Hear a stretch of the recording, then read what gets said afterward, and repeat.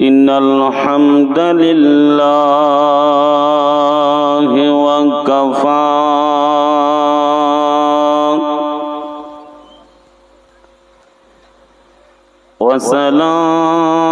وسلام على عباده الذين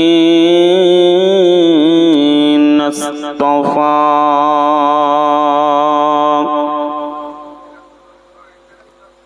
فقد قال الله تعالى في كلامه المجيد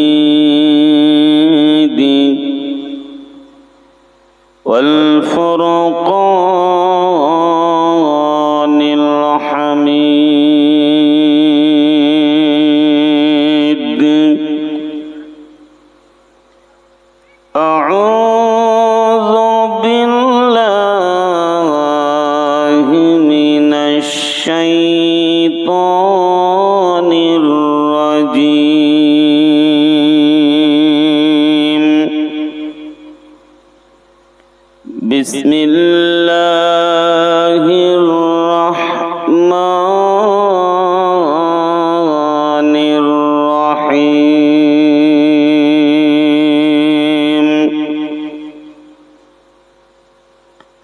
إن الله وملائكته يصلون على النبي يا أيها الذين آمنوا صلوا عليه وسلموا تسليما اللهم صل على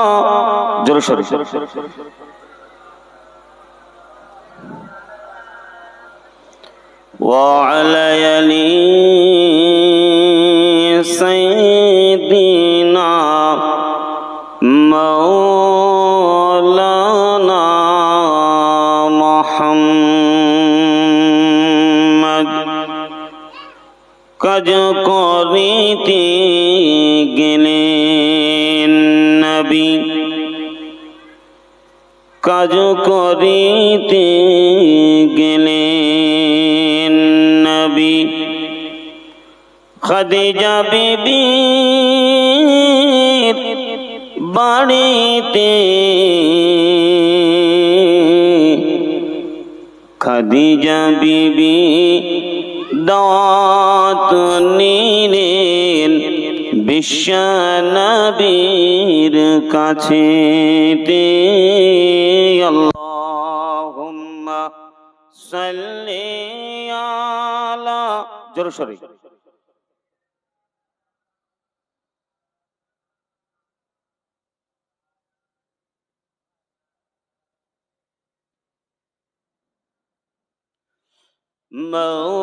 مولانا محمد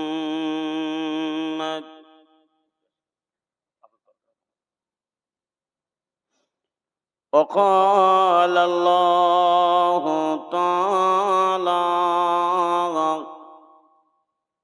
أيضا في كتابه مخبرا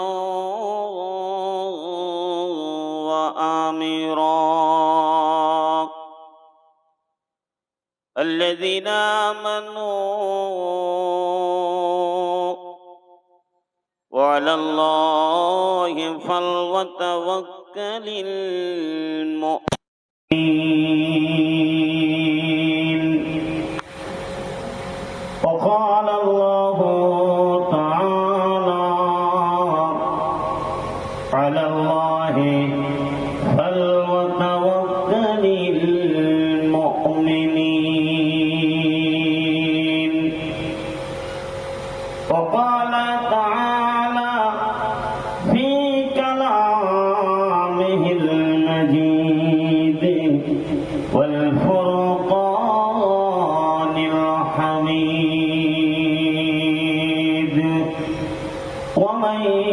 يتق الله يجعل له مخرجا القرآن إلى آخر الآية. عن أبي هريرة رضي الله تعالى عنه قال قال رسول الله صلى الله عليه وسلم آمرون بربي بتسع خشية الله في السر وعلانية وكلمة العدل في الغداة والردى وسخط القسط في الغنى والفقر أن أصل من قطعني وأعطي من حرمني وأعفو عمن ظلمني أن يكون صمت فقرا والنطق ذكرا والنذر إبرة وأعمر بالمعروف وينهى عن المنكر. رواه البيهقي ابن ماجه مشكات سنة صحيح. وقال النبي الأمين صلى الله عليه وسلم إنه قال لمن حوله من أمته اخذوا بست أغفر لكم بالجنة. قال وما هي يا رسول الله؟ قال الصلاة والزكاة والأمانات والفرج والبطن واللسان. رواه الترمذي سنة صحيح. আজ মহতি জলসা সম্মানীয় বিজ্ঞাপিত জনাব সভাপতি সাহেব, স্টেজে উপস্থিত আছেন অত্র এলাকার যোগ্য উলামায়ে কেরাম, সামনে উপবিষ্ট আছেন দিব্যি প্রসন্ন বিপ্রেমিক আমার আল্লাহওয়ালা ভাইয়েরা বাপেরা, মাইকের আওয়াজ শ্রবণরতা আমার মায়েরা বোনেরা, প্রত্যেকেরই আমার হৃদয় নিংড়ানো ভালোবাসা জ্ঞাপন করে সর্বাগ্রে সর্বপ্রথমে মহান রব্বুল আলামিনের প্রাণ ঢালা প্রশংসা প্রকাশ করি যে আল্লাহ সুবহানাহু ওয়া তাআলা আমাদেরকে আজকে পবিত্র নবী দিবস কেন্দ্রিক জলসায় সন্ধ্যা থেকে এই পর্যন্ত আলোচনা শোনার মতো মন মানসিকতা দান করছেন। চাইলে আল্লাহ সুবহানাহু ওয়া তাআলা আমাদের এরকম একটা জান্নাতের বাগানে না বসিয়ে অন্য জায়গাও বসাতে পারতেন, ঠিক না বলি? শুনুন, এরপরে রাত যত বেড়ে যাবে, এখন প্রায় 9:30 বাজে, এরপরে যত রাত বাড়বে পৃথিবীতে দেখবেন সমস্ত সবকিছু বন্ধ হয়ে যাবে, কিন্তু একটা জায়গা খোলা থাকবে। আর রাত যত বেড়ে যায় তত আল্লাহ তাআলার কাছে তিনিও একটা দরজা বান্দার জন্য খুলে রাখেন। গভীর রাত যখন হয় তখন আল্লাহ তাআলা বান্দার জন্য রহমতের দরজা খুলে রাখেন। এ সময় যদি কেউ আল্লাহর কাছে কোনো বান্দা চায় যে আল্লাহ তুমি আমার গুনাহ মাফ করে দাও, আল্লাহ এক সময় প্রথম আসমানে থাকেন, কি করবেন? বান্দার দোয়া কবুল করবেন, তার গুনাহ মাফ করে দেবেন। একটা জোরে বলবেন না সুবহানাল্লাহ? যা চাইবে আল্লাহ তাআলা গভীর রাতে তাহাজ্জুদের সালাতের পরে যে দোয়া করবেন আল্লাহ তাআলা কবুল করবেন। পৃথিবীতে একটা দরজা খোলা থাকে গভীর রাত্রে, সেই দরজাটা নাম হলো হাসপাতাল। সেটা কোন জায়গা? আপনি যখন যাবেন ওয়াল টাইমে দরজা খোলা, কিন্তু এর সময় যদি আপনার বাড়ি আত্মীয় আসে, আপনি গোশত নিতে যাবেন, পোল্ট্রি গোশত পাবেন না দোকান, কোন প্রয়োজনীয় জিনিস নিতে যাবেন, বাজার বন্ধ, কিছুই পাবেন না। কিন্তু যদি গভীর রাত্রে হাসপাতালের দরজার কাছে যান, ওখানে গেট খোলা, আপনি ঢুকলেই ঢুকতে পারবেন, কোনো অসুবিধা থাকবে না, ঠিক না বলুন? আল্লাহর বিরাট রহমত, আল্লাহর অশেষ রহমত যে আল্লাহ সুবহানাহু ওয়া তাআলা এমন একটা জায়গায় আমাদেরকে না নিয়ে গিয়ে হাসপাতালের সামনে ওয়েটিং রুমে না বসিয়ে আল্লাহ আমাদেরকে এরকম একটা জান্নাতের বাগানে বসার সুযোগ করে দিয়েছেন। সেই আল্লাহর শুকরিয়া জ্ঞাপন করে সকলে জোরে সোরে বলি আলহামদুলিল্লাহ। আর কি জোরে হবে না আলহামদুলিল্লাহ? তারপর পরই লাখো কোটি দরুদ সালাম শান্তি বর্ষিত হোক প্যারা নবী সাল্লাল্লাহু তাআলা আলাইহি ওয়া আলিহি ওয়া সাল্লামের উপরে। যে নবীর আলোচনা যতই করি না কেন, কিছুই আলোচনা করার মতো যোগ্যতা পৃথিবীর কোন আলেমের নেই। আপনি একটা কথা ভাবেন, এই 20 শতাব্দীতে কোন মানুষকে আছে পেটে 6খানা পাথর বেঁধে অপরের জন্য বা তার শান্তির জন্য, তার আত্মার মুক্তির জন্য, তার জান্নাতের রাস্তা দেখাচ্ছেন, যে পেটে 6খানা পাথর বেঁধে আছে? নিজেকে বাঁচার জন্য পৃথিবীতে প্রত্যেকটা মানুষ আপনজনকে ছেড়ে দিচ্ছে, কিন্তু রাসূল সাল্লাল্লাহু আলাইহি ওয়াসাল্লাম খন্দকের যুদ্ধের সময় তিনি এত ক্ষুধার্ত ছিলেন যে পেটে পরপর 6খানা পাথর বেঁধে রেখেছিলেন, খুব টাইট করে, যাতে ক্ষুধা অনুভব না করতে পারে। সাহাবী এসে বলছেন, হুজুর, খাল খনন করতে করতে এত বড় একটা পাথর পড়েছে যেগুলো আমাদের পক্ষে ওই পাথর ভাঙা সম্ভবপর নয়, হুজুর যদি মেহেরবানি করে যেতেন। রাসূল সাল্লাল্লাহু আলাইহি ওয়াসাল্লাম গেলেন, একটা কোড়ল কিংবা কোদাল হাতে দিলেন, পাথরটায় আঘাত করলেন, হাত দুটো উঁচু করেছেন। জাবির রাদিয়াল্লাহু তাআলা তিনি দেখতেন বিশ্বনবী যখন হাত উঁচু করলেন পেটে পাথর বাঁধা আছে, ছক্ক করে দৌড়ে দিয়ে। আমি আপনাকে ভাবতে বলবো, এই শতাব্দীতে আমরা কিভাবে বাড়ির কালার করব, কিভাবে আমার উন্নতি হবে, কোন জায়গায় জমি কিনবো, আর কিভাবে আমরা সুখে শান্তিতে জীবনযাপন করব, এ নিয়েই আমরা ব্যতিব্যস্ত। কিন্তু যে নবী আমাদের কাছে এসেছিলেন কতটা ক্ষুধার্ত ছিলেন আমরা একটিবার ভাবিনি। রাসূল সাল্লাল্লাহু আলাইহি ওয়াসাল্লাম হাত তুললেন, পাথরে বাড়ি মারলেন, পাথরটা চুনের চাইতে আরো পুরু হয়ে গেল, চারিদিকে ভেঙে চূর্ণ বিচূর্ণ হয়ে গেল। একবার জোরে বলবেন না সুবহানাল্লাহ। জাবির রাদিয়াল্লাহু তাআলা আনহু তিনি এই অবস্থা দেখে বাড়ি এসে স্ত্রীকে বলছেন, উম্মে সুলাইমকে, ডাক্তার ছিল রমেশা, এসে বলছে, ও আমার প্রিয়তমা স্ত্রী, রাসূল সাল্লাল্লাহু আলাইহি ওয়াসাল্লামের দেখলাম পেটে পাথর বাঁধা আছে, বাড়িতে কিছু আছে? তার মানে বাড়িতে কি আছে কিনা সাহাবীর কোনো খেয়াল নেই। রাসূল সাল্লাল্লাহু আলাইহি ওয়াসাল্লামের পিছনে পিছনে থাকতে থাকতে, রাসূলের অনুসরণ করতে করতে, রাসূলের নির্দেশগুলো মানতে মানতে সাহাবীদের চিন্তাই নেই যে বাড়িতে কি আছে। আচ্ছা, বাড়িতে কিছু আছে যদি জানতেন, তিনি তো বাড়ির গার্জিয়ান, তাহলে তা তো জানার কথা। তাহলে তিনি না জেনেই আগে স্ত্রীকে প্রশ্ন করছেন, ওগো আমার প্রিয়তমা স্ত্রী, বলো বাড়িতে কিছু আছে? তো স্ত্রী বলছে, 1 সা জবের আটা আর ছোট্ট একটা বকরির বাচ্চা। বলে, তুমি একটা কাজ করো, বকরির বাচ্চাটা আমি জবাই করে দিই, আর তুমি ওই 1 সা জবের আটা দিয়ে রুটি তৈরি করো। রাসূল সাল্লাল্লাহু আলাইহি ওয়াসাল্লামের কাছে গেলেন, বলছে কোথায় যাচ্ছেন? বলে, রাসূলকে একটু দাওয়াত দিয়ে আসি। রাসূল সাল্লাল্লাহু আলাইহি ওয়াসাল্লাম এসে বলছেন, হুজুর, আপনাকে আর কয়েকজন সাহাবীকে আমার বাড়িতে দাওয়াত। আল্লাহ রাসূল বললেন, হে খন্দকের যত খন্দকবাসী বা খন্দক সাহাবী আছো, খন্দকের সাহাবী আছো, তোমরা শোনো, প্রত্যেকের আমি নবী দাওয়াত দিচ্ছি, জাবিরের বাড়িতে তোমাদের দাওয়াত। একটু জোরে বলবেন না সুবহানাল্লাহ। জাবির তো কি করবো বিমূঢ় হয়ে গেছেন, চিন্তা করছেন, আরে আল্লাহ, মাত্র 1 সা জবের আটা, খুব যদি বেশি হয় 1.5 কিলো, তা কখনো রুটি হবে? আর একটা ছোট্ট বকরির বাচ্চা কতটাই বা গোশ হবে? তো জাবির চিন্তা করছেন যে কি করব, স্তম্ভিত হয়ে গেছেন। আল্লাহ রাসূল বলছেন, জাবির, তুমি চিন্তা করছো, তুমি দাওয়াত দিয়েছো আমার, আর আমি দাওয়াত দিয়েছি খন্দকের যত সাহাবী আছে তাদেরকে, তোমার চিন্তার কোনো কারণ নেই। একবার জোরে বলবেন না সুবহানাল্লাহ। বলছে, জাবির, যাও, তুমি বাড়িতে চলে যাও, তোমার বিবিকে বলো সেজন্য খামির করে রুটি না বানায়, খামির তৈরি করে, আর গোশগুলো চলছে এগুলো পাতিলের জন্য না নামায়, ওই অবস্থায় যেন চলতে থাকে।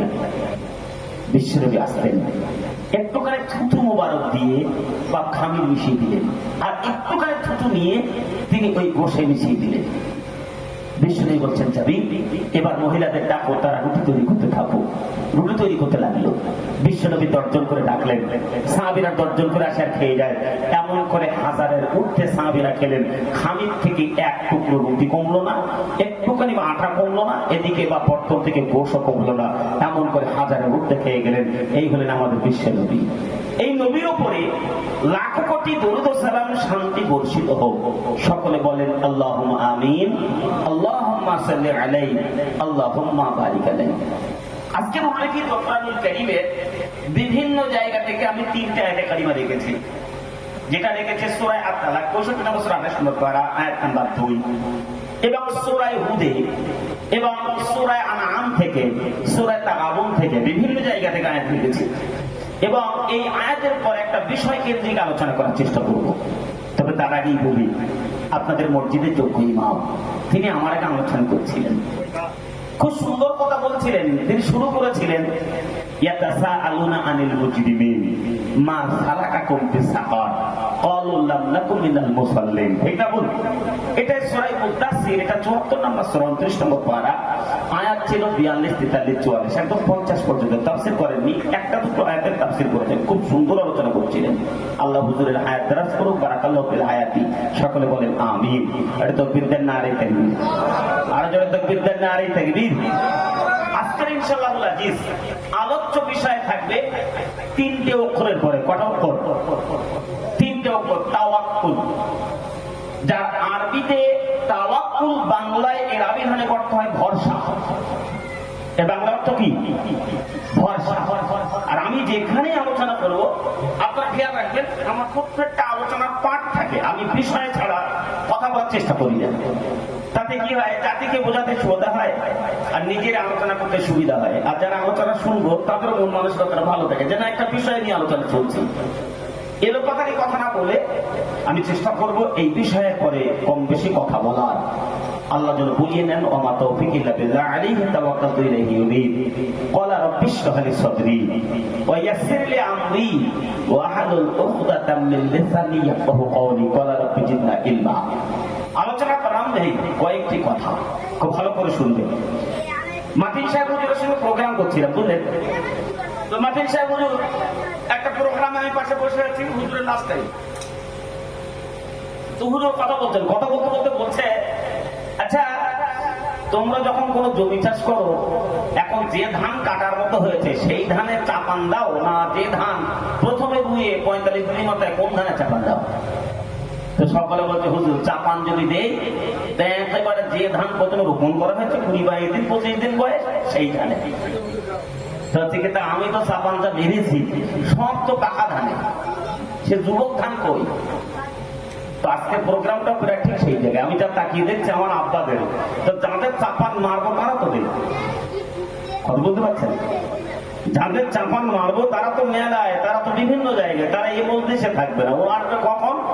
যখন দেখবে ইয়া নবী সাল্লাল্লাহু আলাইহি ওয়াসাল্লাম বলতে এইবার আইন ফেলবে, সে সবাই কষ্ট হচ্ছে নাকি? সত্যি বড় দুঃখের সহিত বলি, আজকের প্রোগ্রামগুলোর অবস্থা ঠিক এই জায়গায় পৌঁছিয়েছে। আর মুরব্বী আমার আব্বা যারা আছেন বলি চলছে। আমার যতটা নিজের সমীক্ষা করেছি সেটা এই, বিগত যদি 2-1 বছর কিংবা 2-10 বছর পরে আমার মনে হয় এই চটে যখন আমার এই প্রজন্ম, আমার বাপেরা থাকবে না, এই জেনারেশন গুলো আমার মনে হয় না আর চটে পড়বে। ইউটিউব, ফেসবুক বিভিন্ন কিছু তারা শুনে বোর হয়ে গেছে বক্তব্য।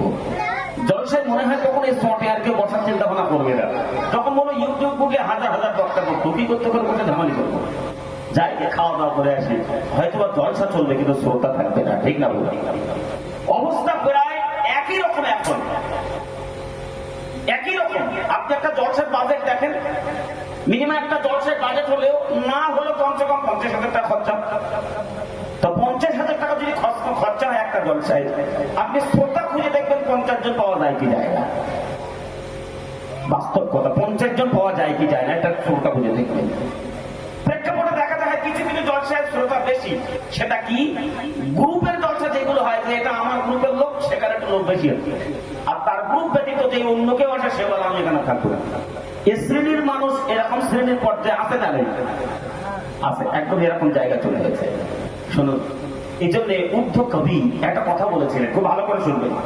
উর্দু কবি বলছে, जमीन अगर बंजर हो तो बारिश से क्या होगा, दिल अगर पत्थर हो तो बातों से क्या होगा। এর আবিধানিক অর্থ হলো, জমি যদি খারাপ হয়ে যায় তো এই জমিতে যতই পানি দেন, সার দেন, আর জমিতে ফসলের আশা করা যায় না। দিল আগার পাথর হতো, মানে দিল যদি পাথর হয়ে যায়, ওখানে যদি হাজারো বড় বড় বোম মারেন না কেন, কথা যতই বলেন না কেন, আচ্ছা ওই পাথর নামক দিলে ওই বোমকে টাচতে হবে বলে মনে হয়? বাস্তবে কি তাই? অবস্থা প্রায় আমাদের একই জায়গায়। ভাই এজন্য অনুরোধ করবো, যারা দূরে আছেন চলে আসুন। আজকের উল্লেখিত বিষয় আছে, সেটা হলো ভরসা। আসুন ভরসা নিয়ে কয়েকটা কথা বলে দিন, একক চিন্তে খেয়াল করবেন, আমি কিন্তু একদম এদিকে কথা বলবো না। ভরসা বলতে কি বোঝায়? ভরসা বলতে ওঠায় বোঝায়। মানুষ এইরকমই ভরসা করে, মানুষ যখন কোনো লাইন আর খুঁজে পায় না। ধরেন একজনের ক্যান্সার হয়ে গেছে, খুব ভালো করে শুনলেন, ক্যান্সার হয়েছে। তো ক্যান্সার হওয়ার পরে সে ভেলুর বলেন, বিভিন্ন জায়গায় বলেন, চেন্নাই বলেন, সমস্ত জায়গায় ঘুরেছে।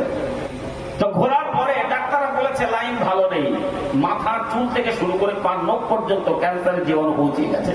সুতরাং এই পেশেন্টকে বাড়ি নিয়ে যান, বাদ বাকি সময়টাকে কিছু খাইয়ে দেন, আর বেশি দিন লাস্টিং করবে না। তখন কর্তৃপক্ষের লোকেরা যারা নিয়ে গিয়েছিল তারাও বলে যায়, আর যে বেঁচে আছেন সেও বলে কি, চল খোকা বাড়ি চল, আল্লাহ তা করে তাই। ঠিক না?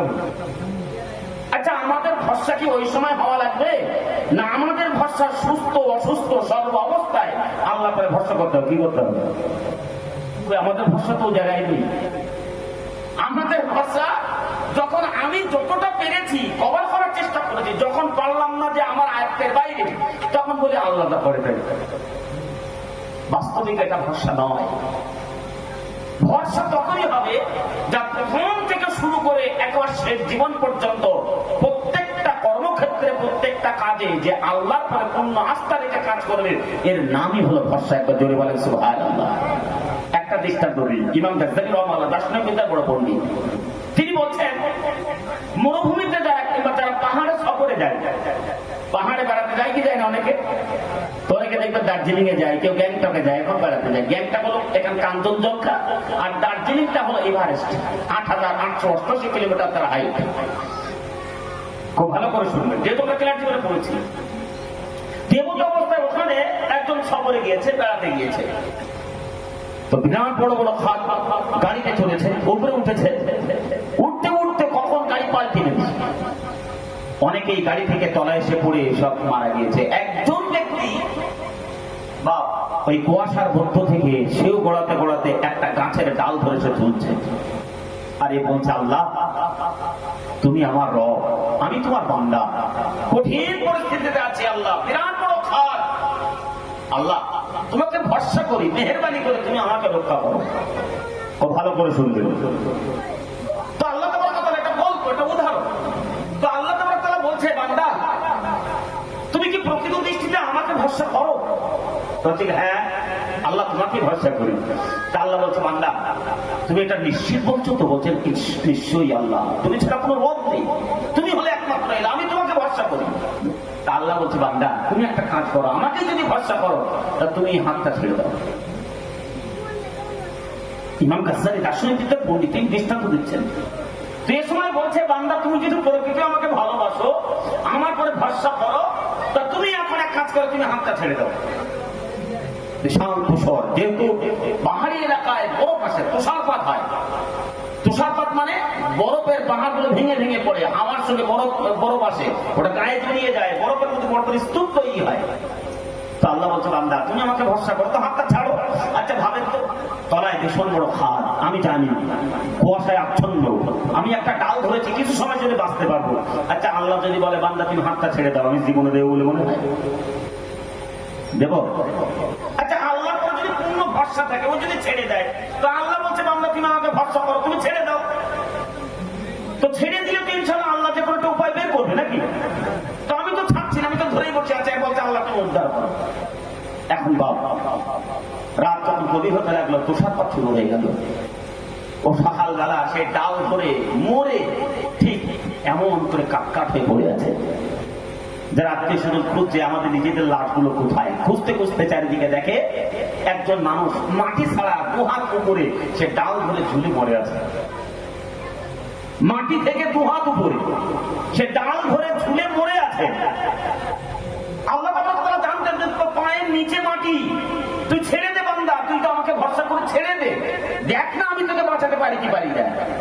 কিন্তু আল্লাহ পরে ভরসা করে ছেড়ে দিল না, ও ডালের পরে ভরসা করলো, সুতরাং ওই অবস্থার মৃত্যুবরণ হলো।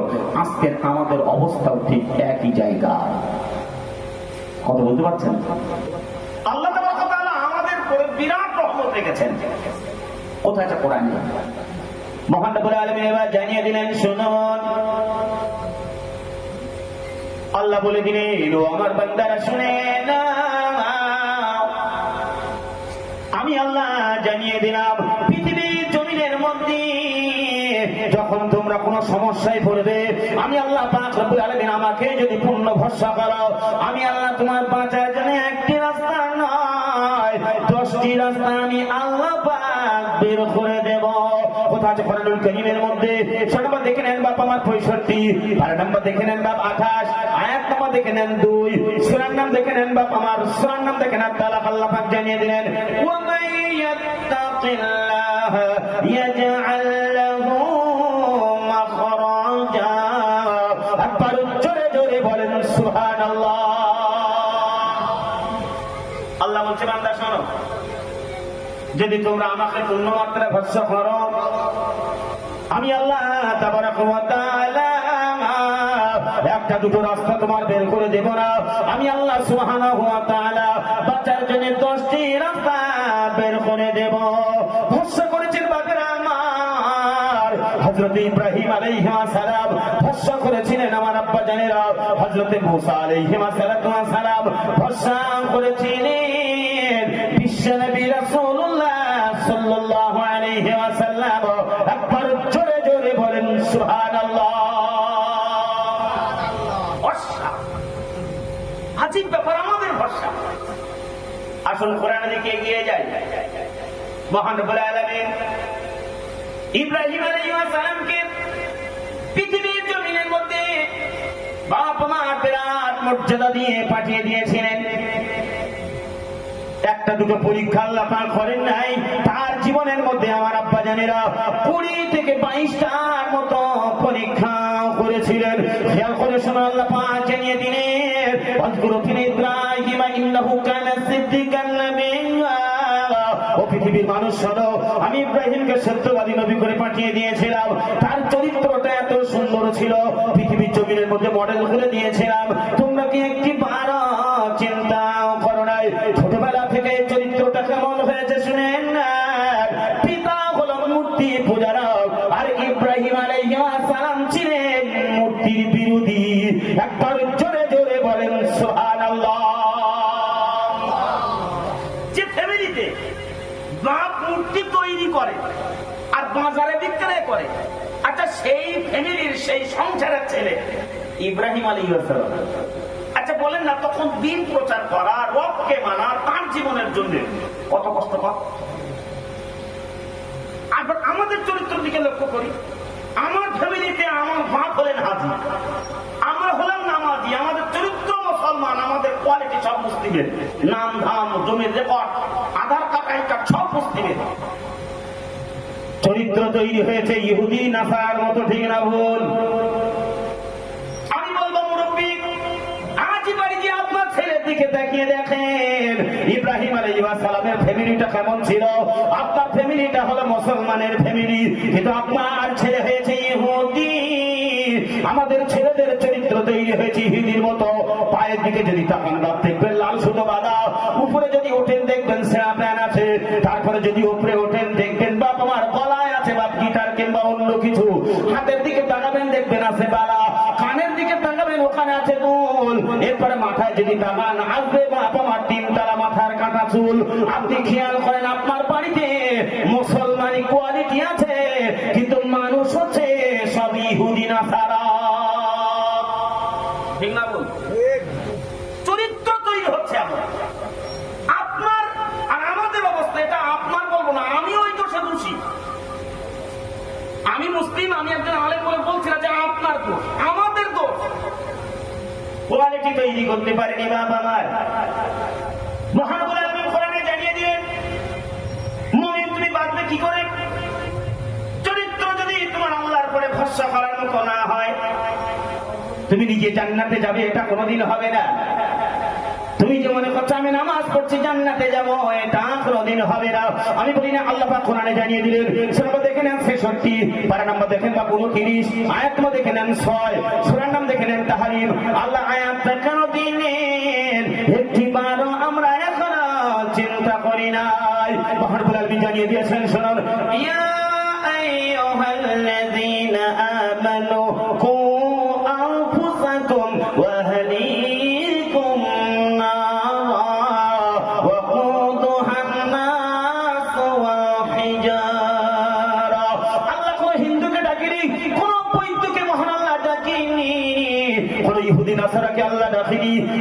আমাকে আপনাকে দেখে বললেন, ও পৃথিবীর মুমিনেরা শোনো, কু আনফুসাকুম, তুমি নিজে বাঁচো, ওয়া আহলিকুম নারা, তোমার পরিবারকে তুমি বাঁচাও, ওয়া কুদুহান নাস ওয়াল হিজারা, পৃথিবীর মানুষ শোনো, সেই দিন জাহান্নামে জ্বালানি হবে মানুষ এবং কিন্তু পাথর।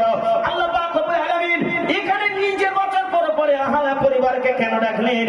আল্লাহ তো অন্য কথা বললে বলতে পারতেন, নিজের কথা বলার পরে পরিবারের কথাটা আল্লাহ কেন উল্লেখ করেছেন? আচ্ছা চিন্তা করেছি দেখতে পারো, ভেবেছি। আমরা বলি এই বলেছেন আমারও কনফিউজ আহলিকুম না, তুমি নিজে বাঁচো, পরিবারকে বাঁচাও। তার মানে একটা জিনিস বোঝা যায়, আমি নিজে যদি বাঁচি আর পরিবার যদি না বাঁচে তাহলে আমি বাঁচতে পারবো না। কথা বুঝতে পেরেছেন? আমি বাঁচলাম কিন্তু আর পরিবার যদি না বাঁচে তাহলে আমি বাঁচবো না। কেন? খেয়াল করে শুনে আল্লাহ কোরআনে জানালেন, সূরা নাম্বার 33, পারা নাম্বার 22, আয়াত নাম্বার 64, সূরার নাম আহজাব। একই কথা কোরআনে আছে। শুনুন দেখেন 41, পারা নাম্বার 24, আয়াত নাম্বার 29, সূরা নাম হামিম সাজদা। মহান আল্লাহ জানিয়ে দিয়েছেন, শুনুন, ওয়া ক্বালাল্লাযীনা কাফারু রাব্বানা আরিনাল্লাযীনা আদাল্লানা মিনাল জিন্নি ওয়াল ইনসি নাজআলহুমা তাহতা আকদামিনা লিয়াকুনা মিনাল আসফালিন। আল্লাহ জানিয়ে দিলেন, ও পৃথিবীর মানুষ শোনো শোনো, وقال الذين كفروا, সেদিন কাফেররা বলবে, রব্বানা, হে রব, আল্লাহ আল্লাহ তোমার কাছে দাবি করি, আল্লাহ তোমার কাছে একটা অনুরোধ রাখি, আরিনাল্লাযীনা আদাল্লানা মিনাল জিন্নি ওয়াল ইনসি, আমার পরিবারের মধ্যে যারা বড় ছিল, যারা নেতা ছিল, আব্বা ছিল, ভাই ছিল, আজকে তাদেরকে দেখিয়ে দেন, নাজালহুমা তাহতা আকদামিনা, আজকে তাদের পদতলে পিষ্ট করব, লিয়াকুনা মিনাল আসফালিন, পদতলে পিষ্ট করে তাদেরকে নিচু করব, আমার সঙ্গে তাদেরকে জাহান্নামে টেনে নিয়ে যাব। কথা ক্লিয়ার? বুঝতে পারছো তো? কথা ক্লিয়ার হয়ে গেছে। তাহলে এটা বলা যায় আমি নিজে বাঁচবো আর পরিবারকে বাঁচাবো না, লাইন নেই। ইব্রাহিম আলাইহিস সালাম নিজে বাঁচার চিন্তা করার আগে পিতাকে বাবা মা দাওয়া দিয়েছেন, পিতাকে বলছে, আপনি কম আব্বা, তোমাকে জানাই, এই যে নিজে হাতে মূর্তি তৈরি করো, এ তো কোনো উপকার করতে পারে না, ইউদুররুকুম ওয়া লা ইয়ানফাকুম, না কোনো ক্ষতি করতে পারে না, উপকার করতে পারে। আব্বা তুমি এটা কেন করো? ভালো করে শুনে নেন, ছেলে পিতাকে দাওয়াত দিচ্ছে, আর আজকে আমাদের অবস্থাটা খেয়াল করে দেখেন, সবকিছু পাল্টে হয়ে গেল। শুধু তাই না, চরিত্র কেমন তৈরি করেছে পৃথিবীর মধ্যে, আল্লাহর পরে ভরসা কেমন ছিল, মানবতার মানদণ্ড কেমন স্থাপন করলেন, জাতির জন্য কতটা মেহনত করলেন, 22টার উঠতে পরীক্ষায় তিনি উত্তীর্ণ হলেন। আজকের মুসলমান সেই ইব্রাহিমের উত্তরসূরি। আজকের আমরা আমাদের পরিবেশটা, চরিত্রটা এই নবীর আখলাক মাফিক তৈরি করতে পারিনি, নামে সেজেছি। রাগ করেন না আব্বা, এটা আপনার দোষ না, এটা আমাদের দোষ। সব উল্টো চলে আমাদের। আমাদের কি চলে? সব উল্টো। আমাদের যে নিয়ম শৃঙ্খলা চলছে প্রায় সবই উল্টো। আপনি খেয়াল করে দেখেন, কয়েকটা কথা আপনার উদাহরণ দিই। আচ্ছা, পৃথিবীতে সবচেয়ে মর্যাদাশীল কারা বলেন তো? উত্তর দেন, কারা সবচেয়ে মর্যাদাশীল? পৃথিবীতে আল্লাহর দৃষ্টিকোণ থেকে সবচেয়ে মর্যাদাশীল হলো আলেমেরা। কারা? আল্লাহ। আল্লাহ বলেছেন সূরা ফাতিরের মধ্যে 35 বছর 22 পারা আয়াত নাম্বার 28, আল্লাহ বলেছেন, ওয়া মা ইয়াখশাল্লাহ মিন ইবাদিহিল উলামা, পৃথিবীর মধ্যে সবচেয়ে মর্যাদাশীল ব্যক্তি হলো যারা আমাকে ভয় করে, উলামা। একটা জোরে বলবেন না সুবহানাল্লাহ? আচ্ছা ভাবেন, একটা উলামার মর্যাদা বেশি না আজকে আমাদের মসজিদ কারুকার্য বেশি? চিন্তা করেন, একটা মসজিদ তৈরি করে 1.5 কোটি টাকা খরচ করে, আর একটা আলেমের বেতন দেয় মাত্র 5,000 টাকা। আচ্ছা, ওর রুহুকে, ওর যে মূল মেরুদণ্ড কি? একজন আলেম। আচ্ছা, আলেমের তো বেতন দেওয়ার দরকার ছিল প্রায় 20,000 টাকা, ঠিক না? বলুন, তার বেতন হলো 6,000 টাকা কি 4,000 টাকা, আর মসজিদ তৈরি করে 1.5 লক্ষ টাকা। যার মর্যাদা বেশি তাকে হেরাস করে দিলাম, আর যার মর্যাদা ওই আলেমের চাইতে কম, তার মর্যাদা পৃথিবীতে বেশি দিলাম। ঠিক না বল? আমি কিন্তু মসজিদের মর্যাদা কম এটা বলছি না, কিন্তু ওর যে রুহু, ওর যে হাড়, সেই হাড়ের মূল্যায়ন করলাম না। খেয়াল করেন, পৃথিবীর দৃষ্টান্তটাই এমন। আল্লাহ বলেছেন, পৃথিবীতে তুমি যদি শান্তি পেতে চাও, আলা বিযিকরিল্লাহ তাতমাইন্নাল কুলুব। এটা দেখো সূরা রদে 13 নম্বর সূরা এবং 13 নম্বর পারা আয়াত নাম্বার 27। আল্লাহ বলেছেন, পৃথিবীতে তুমি যদি শান্তি পেতে চাও, তাহলে আমার জিকির, তোমার রুহুকে জিকিরের খাদ্য দাও, কোরআন পড়ো। আচ্ছা, আমরা কি করি? খাদ্য রুহু দেই না, খাদ্য দেয় শরীরে। ঠিক না? কমিটির ছেলে আমাকে বলছে, হুজুর গরু তো তেমন তেমন 130 কেজি, আপনি গোশ খাবেন তো নিচু হাই খেয়ে দেবেন, জলার আগে বলে যাচ্ছে। আচ্ছা, খোরাক দিচ্ছে কিসের? খুব ভালো করে ভাবেন। খোরাক চলছে তাহলে আমাদের শরীরে, মূল যে রুহুর খোরাক দরকার, এদিকে বলে আমাদের দৃষ্টি দেবে। রাগ করছেন না? খেয়াল করে শোনেন আমার আব্বা জানেরা, জাতির মানদণ্ড স্থাপন করবে কারা? সবকিছু এখন উল্টো চলে। আমরা এদিকে বলি মুসলমান, চরিত্রটা তৈরি করার চেষ্টা করি। আর যদি ব্যাখ্যা দিই লম্বা সময় যাবে, আমি আপনি ব্যথা পেয়ে যাবো। আমি এই জন্য এদিকে বেশি দূর যেতে চাই না। আজকে যে বিষয় সেদিকে লক্ষ্য দিয়ে এবার আলোচনা এগিয়ে যেতে চাই। হযরত ইব্রাহিম আলাইহিস সালাম চরিত্র তৈরি করলেন, মূল্যায়ন করেছেন এক আল্লাহকে। পৃথিবীর জমিনের মধ্যে কাউকে তিনি পরোয়া করেন নাই, ভরসা করেছেন আল্লাহর পরে। সব কিছুকে দূরে ফেলে দিয়ে, কোনো কিছুর তোয়াক্কা না করে আল্লাহর পরে বিশ্বাস নিয়ে সামনের দিকে বাপ আমার এগিয়ে গেছেন। একবার জোরে জোরে বলেন সুবহানাল্লাহ। আর আজকে আমরা ইসলামকে পিছিয়ে রেখে সম্পদের দিকে আমরা বেশি এগিয়ে গেছি। ঠিক না বল? সম্পদের দিকে, মানে দিনকে পরে আগে প্রাধান্য দিয়েছি কিসের? দুনিয়ার কামিয়াবি। আল্লাহু আকবার। রাগ করেন না, বাস্তবে কি তাই? আল্লাহ রাসূল সাল্লাল্লাহু আলাইহি ওয়াসাল্লাম বলেছেন, যারা আল্লাহকে ভরসা করে পৃথিবীর জমিনের মধ্যে, তারা কোনদিন ছোট কাজের পরিত্যাগ করতে পারে না। ছোট কাজ তারা করেই, এই ছোট কাজ তারা করবেই যদি তারা আখিরাতকে প্রাধান্য দেয়, আল্লাহকে ভরসা করে, আল্লাহর পরে বিশ্বাস করে। পৃথিবীর জমিনের মধ্যে তারা সঠিক কাজ করবেই, এই সঠিক কাজ তারা জীবনে ছাড়বে না। যদি তার ভিতরে সামর্থ্য থাকে, তার ভিতরে ক্ষমতা থাকে, তবে সে একটা কাজ করবেই। একবার জোরে বলবেন না সুবহানাল্লাহ? আসলে এবার ব্যাখ্যা করে দেখি। আল্লাহকে যারা ভরসা করি, আল্লাহকে যারা বিশ্বাস করি, তিনি ছাড়া কোনো মাবুদ নাই, সব কিছু তিনি করতে পারেন। এটা যদি বিশ্বাস করি, তাহলে এবার আমাদের কি কর্ম করা লাগবে খেয়াল করে শুনুন। কোরআনুল কারীমের মধ্যে আল্লাহ পাক রব্বুল আলামিন জানিয়ে দিয়েছে, বান্দা তোমার বিশ্বাস এমন থাকবে, ইন্না বাতশা রাব্বিকা লাশাদীদ ইন্নাহু হুয়া ইউবদিউ ওয়া ইউঈদ ওয়া হুয়াল গফুরুল ওয়াদুদ যুল আরশিল মাজিদ। একবার জোরে জোরে বলেন সুবহানাল্লাহ। এটা দেখবেন সূরা নম্বর 85 পারা নম্বর 30 আয়াত নম্বর 12 13 14 15 সূরার নাম দেখেন বুরুজ।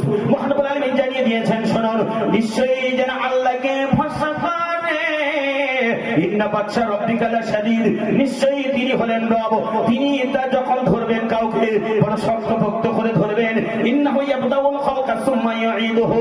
পৃথিবীর মানুষ শুনে নাও, আল্লাহ পাক রব্বুল আলামিন জানিয়ে দিলেন, তিনি একবার সৃষ্টি করেছেন, দ্বিতীয়বার তিনি সৃষ্টি করবেন। তিনি হলেন গফুরুল ওয়াদুদ, তিনি বান্দার পরে বড় প্রেমময়, যুল আরশিল মাজিদ, তিনি এমন একজন রব, তিনি আরশের পরে অধিষ্ঠিত আছেন। শুধু তাই নয়, ফাআলুল লিমা ইউরিদ, তিনি এমন একজন রব, যা চাইবে তিনি তাই করতে পারেন। একবার জোরে জোরে বলেন সুবহানাল্লাহ। মুমিনের ভরসা, মুমিনের বিশ্বাস ঠিক এমন হবে যে আল্লাহ যদি পাকড়া করে, বাঁচার কারো রাস্তা নেই। আল্লাহ তিনি প্রথম সৃষ্টি করেছেন, দ্বিতীয়বার সৃষ্টি করতে পারেন। তিনি হলেন প্রেমময়, তো ক্ষমা করতে পারেন। ফাআলুল লিমা ইউরিদ, তিনি যা ইচ্ছা তাই করতে পারেন। একবার জোরে বলবেন না সুবহানাল্লাহ? আচ্ছা, এই বিশ্বাস আমাদের মধ্যে আছে? এই বিশ্বাসের পরিচয় পেয়েছিলাম ইনাসি করবে বলে নরেন্দ্র মোদী যখন আমাদের সামনে বিজ্ঞপ্তি প্রকাশ করেছিলেন, এ সময় আমরা পেয়েছিলাম রাত 3টে পর্যন্ত আধার কার্ড ঠিক করার জন্য আমরা পাবো, ঠিক না? এ বিশ্বাস তখনই পরীক্ষা পাওয়া যায়। মুমিনের পরীক্ষা যখন হয় তখন বা কে পাস করবে কে ফেল করবে ওই সময় বোঝা পায়, ঠিক না? আল্লাহু আকবার। লাইনে দাঁড়িয়েছে একজন, দাঁড়িয়ে বলছে আমার বাথরুম লেগেছে, আমি টয়লেটে যাবো, তবে হ্যাঁ আমার টাকা জন্য কেউ নেয় নাই, যেতে পারেনি, কাপড় চোপড় পিসাব হয়ে গেছে, পায়খানা হয়ে গেছে, তবু লাইন ছাড়িনি। কথা বুঝতে পেরেছে? কাগজ ঠিক করা যায়, বোঝা যায় তাহলে আল্লাহর পরে কি বিশ্বাস আছে। রাগ করছেন না তো আমার আব্বা জানেরা?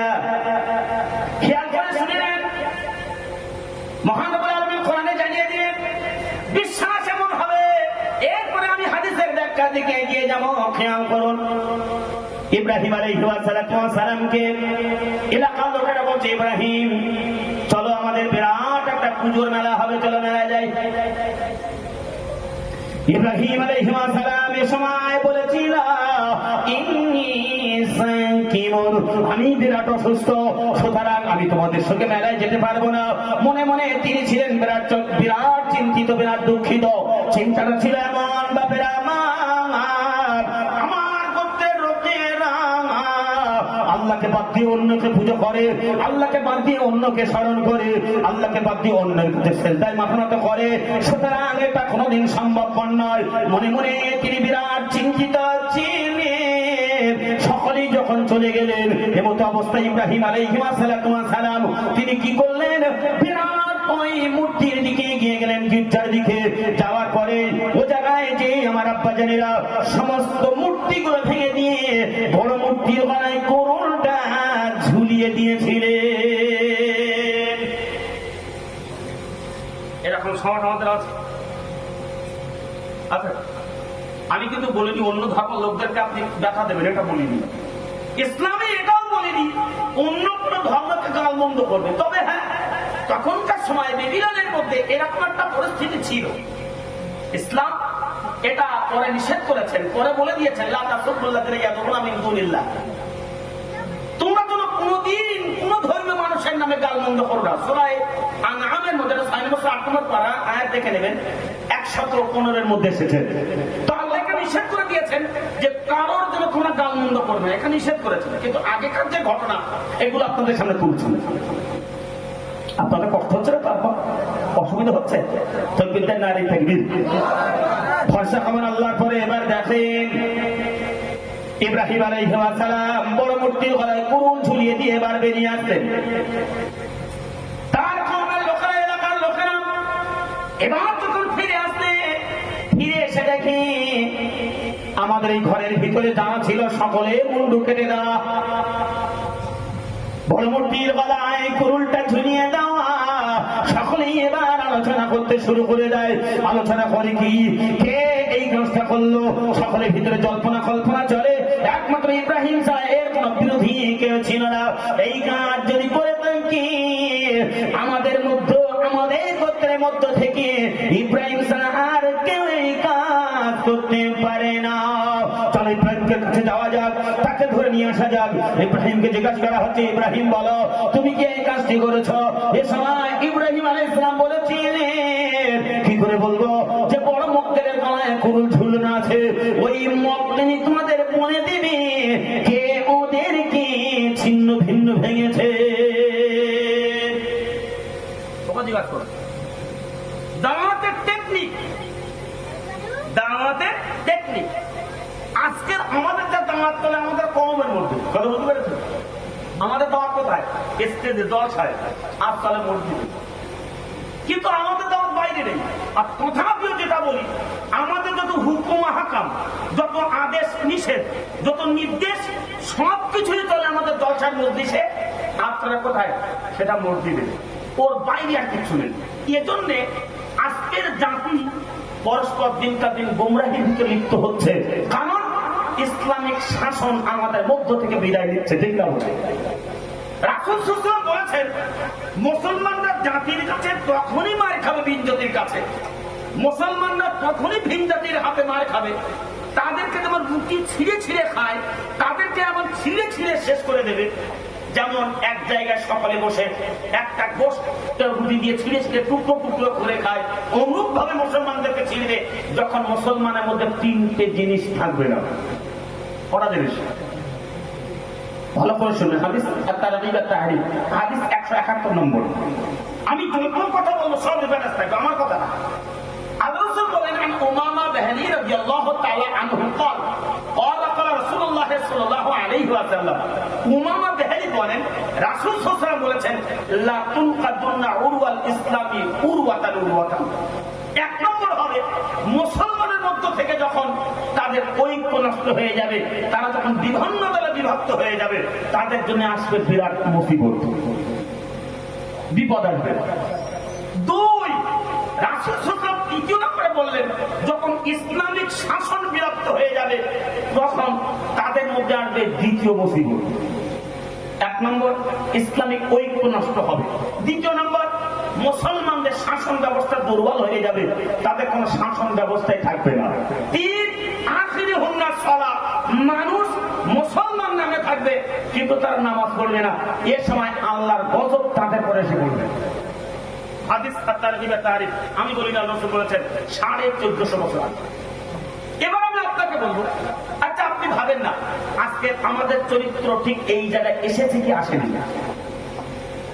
এসেছে কি আসেনি? ভাই আমার ঠিক এইরকম একটা জায়গায় বিভিন্ন দলে আমরা এক নম্বরে বিরক্ত, দ্বিতীয় নম্বর ইসলামিক শাসন আমাদের মুসলমানের মধ্যে আর নেই। কেউ যদি বাপ সুদ খায় তার কোনো শাসন নেই, কেউ যদি নামাজ না পড়ে তার কোনো শাসন নেই, কেউ যদি জেনা ভিত্তির ভিতরে থাকে তার কোনো শাসন নেই, কেউ যদি কারোর সম্পদ অন্যায় ভাবে ভক্ষণ করে তার কোনো শাসন নেই, কেউ যদি মুরব্বীকে বাবা মার প্রহার করে তার কোনো শাসন নেই, কেউ যদি আলেমদেরকে বেইজ্জতি করে তার কোনো শাসন নেই। খেয়াল করে শুনেন, পরিবারের বড়দের কোনো মর্যাদা থাকবে না। বিশ্বনবী সাল্লাল্লাহু আলাইহি ওয়াসাল্লাম জানিয়ে দিলেন, পৃথিবীর মধ্য থেকে চারটি জিনিস যাদের মধ্যে থাকবে না, আমি নবী জানিয়ে দিলাম তারা আমার কোন দলের লোক হবে না। লাইসা মিন্না মান লাম ইউকিরুল কাবীর ওয়া ইয়ারহামাস সাগীর ওয়া ইয়ামুরু বিল মারুফ ওয়া ইয়ানহাউনা আনিল মুনকার। পৃথিবীর মানুষ শোনো, আমি নবী জানিয়ে দিলাম, শুনেন না, লাইসা মিন্না মান লাম ইউকিরুল কাবীর, যখন বড়রা ছোটদের সম্মান করবে না, ছোটরা বড়দের সম্মান করবে না, মানুষদেরকে সৎ কাজের আদেশ দেবে না, অসৎ কাজের নিষেধ করবে না, আমি নবী জানিয়ে দিলাম এরা কোনদিন আমার উম্মত হতে পারে না। আজকের পরিস্থিতি ঠিক একই জায়গায়। কষ্ট ছিল তো আপনাদের? সব কথা কিন্তু কোরআন হাদিসের উপরেই হবে। আজকের বিষয় হলো আল্লাহর পরে ভরসা। চরিত্র তৈরি করেন এমন ভাইয়ের আমার, কোন ভয় নেই। ইসলামের হক কথাগুলো আজকের জাতির সামনে আমাদের কোন লাগবে। ভরসা করবো একমাত্র আল্লাহর পরে। কার পরে? কথা জোরে বলেন, কার পরে? মাহবুবুল আলামিন জানিয়ে দিল, বান্দা শুনেন না, ওয়ালামু আন্নাল্লাহা, পৃথিবীর মানুষ শোনো, আমি আল্লাহ তোমাদেরকে জানিয়ে দিলাম, খেয়াল করে শোনা, নিশ্চয়ই যারা আমাকে ভরসা করে আমি আল্লাহ পাক রব্বুল আলামিন তাদের সঙ্গী হয়ে যায়।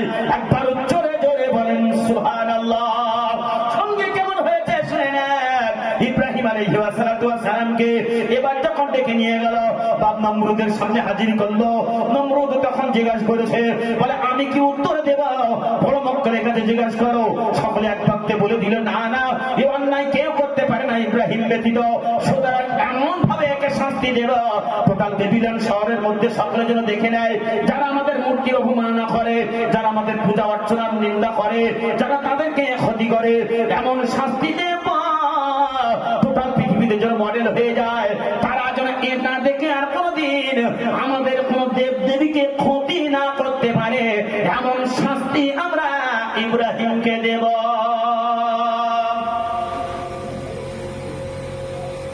পরিস্থিতি এমন তৈরি হয়ে গেল, বিরাট বড় বাবার অগ্নিকুণ্ড, ওখানে ফেলা বড় কষ্টকর, এত বড় আগুনের কুণ্ড। ইব্রাহিম আলাইহিস সালামকে কি করলেন? চরকের মতো একটা উঁচু করে জায়গায় ফেলে দেওয়ার মতো করলো। আপনি দেখবেন দমকল বাহিনী যখন দোতলায় পানি তোলে, ওখানে যখন পানি দেয়, উঁচু একটা জায়গা আছে, ওই জায়গা থেকে নল পাইপ ফিট করা আছে, এখানে সুইচ মারে ওখান থেকে 3 তলা 2 তলা 5 তলা পর্যন্ত পানি চলে যায়। এমন একটা চড়ক তৈরি করলো, ইব্রাহিম আলাইহিস সালামকে ওখানে তুলে দিল। খেয়াল করে শুনে আমার আব্বা জানেরা, বেদে যখন দিয়েছি ইমানের পরীক্ষা আল্লাহর পরে কত ভরসা শুনেন। আল্লাহ পাক রব্বুল আলামিন ও সময়ও পরীক্ষা করেছেন। জিবরিলকে বলছেন, জিবরাইল চলে যাও, আমার ইব্রাহিমকে পরীক্ষা করো, দেখো ইব্রাহিম কি বলে। জিবরাইল আমিন এসে বলছে, ইব্রাহিম খেয়াল করে শোনো, আমি হলাম রবের একজন দূত, আমি হলাম আল্লাহ প্রেরিত একজন ফেরেশতা।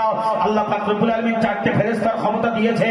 1 নম্বর দিয়েছে জিবরাইলকে, আর আমি হলাম সেই জিবরিল আমিন।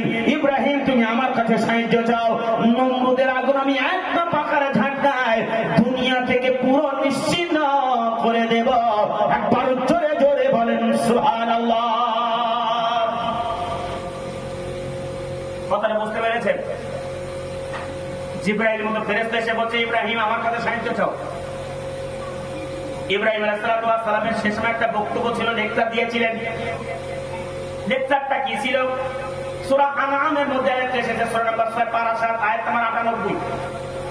আল্লাহ পাক রব্বুল আলামিন জানিয়ে দিলেন, আমার ইব্রাহিমের কাছে যখন আসলো, এমন অবস্থায় ইব্রাহিম আলাইহিস সালাম বলেছিল, লা তুদরিকুল আবসার ওয়া হুয়া ইউদরিকুল আবসার ওয়া হুয়াল লাতীফুল খাবীর। ও জিবরাইল শোনো, লা তুদরিকুল আবসার ওয়া হুয়া ইউদরিকুল আবসার, আমরা যেটা দেখতে পাই না আল্লাহ সেটা দেখতে পায়। ওয়া হুয়াল লাতীফুল খাবীর, আল্লাহ সূক্ষ্ম থেকে সূক্ষ্মদর্শী। আমি ইব্রাহিম তার বান্দা, আমি তাকে ভরসা করি, তাকে বিশ্বাস করি, তিনি ছাড়া আর কোনো মাবুদ নাই। তার বান্দাই মুসিবতের মধ্যে আছে, নিশ্চয়ই আমি যেটা দেখতে পাই না আল্লাহ সেটা দেখতে পায়, তিনি সূক্ষ্ম থেকে সূক্ষ্মদর্শী। তাহলে আমি যে মুসিবতে আছি আমার রব কি এটা দেখতে পাই না? ও জিবরাইল তুমি চলে যাও, তোমার সাহায্যের দরকার নেই। মহানবুল আলামিন তিনি আমাকে অবশ্যই সাহায্য করবেন। কোরআনুল কারীমের মধ্যে আল্লাহ পাক রব্বুল আলামিন জানিয়ে দিলেন, নিশ্চয়ই যারা মুমিন হবে, যারা আল্লাহকে ভরসা করবে, পৃথিবীর জমিনের মধ্যে তারা ভয়, তাদের ভয় নেই, আখিরাতের দিনেও তারা চিন্তিত হবে না। আল্লাহ পাক জানিয়ে দিলেন, লা খাউফুন আলাইহিম ওয়া লা হুম ইয়াহজানুন।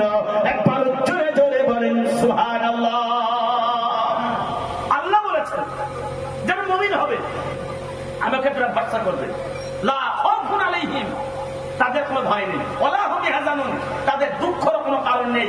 আমি আল্লাহ তো তাদের সঙ্গে আছি, চিন্তার কি কারণ? একবার জোরে বলবেন না?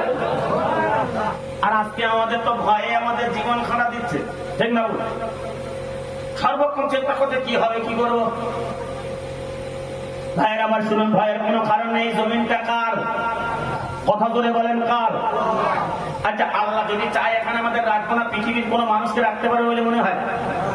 আর আল্লাহ যদি চায় এই জমিনে এই জায়গায় থাকবে, তাদের কেউ কিছু করতে পারবে, আচ্ছা কেউ কেউ ঠেকাতে পারবে বলে মনে হয়? আমি বলি না, আল্লাহ কোরআনে জানিয়ে দিলেন। সূরা নম্বর দেখে নেন বাবা মা 2, পারা নাম্বার দেখে নেন 1, আয়াত নম্বর দেখেন 102, সূরার নাম দেখেন বাকারা। মহানবুল আলামিন জানিয়ে দিয়েছেন, শুনুন, ওয়া মা হুম বিদারিনা বিহি মিন আহাদিন ইল্লা বিইذনিল্লাহ। ও পৃথিবীর মুমিনেরা শোনো, শোনো, আমি আল্লাহ পাক রব্বুল আলামিন জানিয়ে দিলাম, পৃথিবীর মানুষ তোমরা ভালো করে শোনো, আমার অর্ডার ব্যতীত কারোর একটা চুল পর্যন্ত স্পর্শ করতে পারবে না। আমি আল্লাহ সবকিছু নজর রাখি, পৃথিবীর কারোর কোনো ক্ষতি করার ক্ষমতা থাকবে না।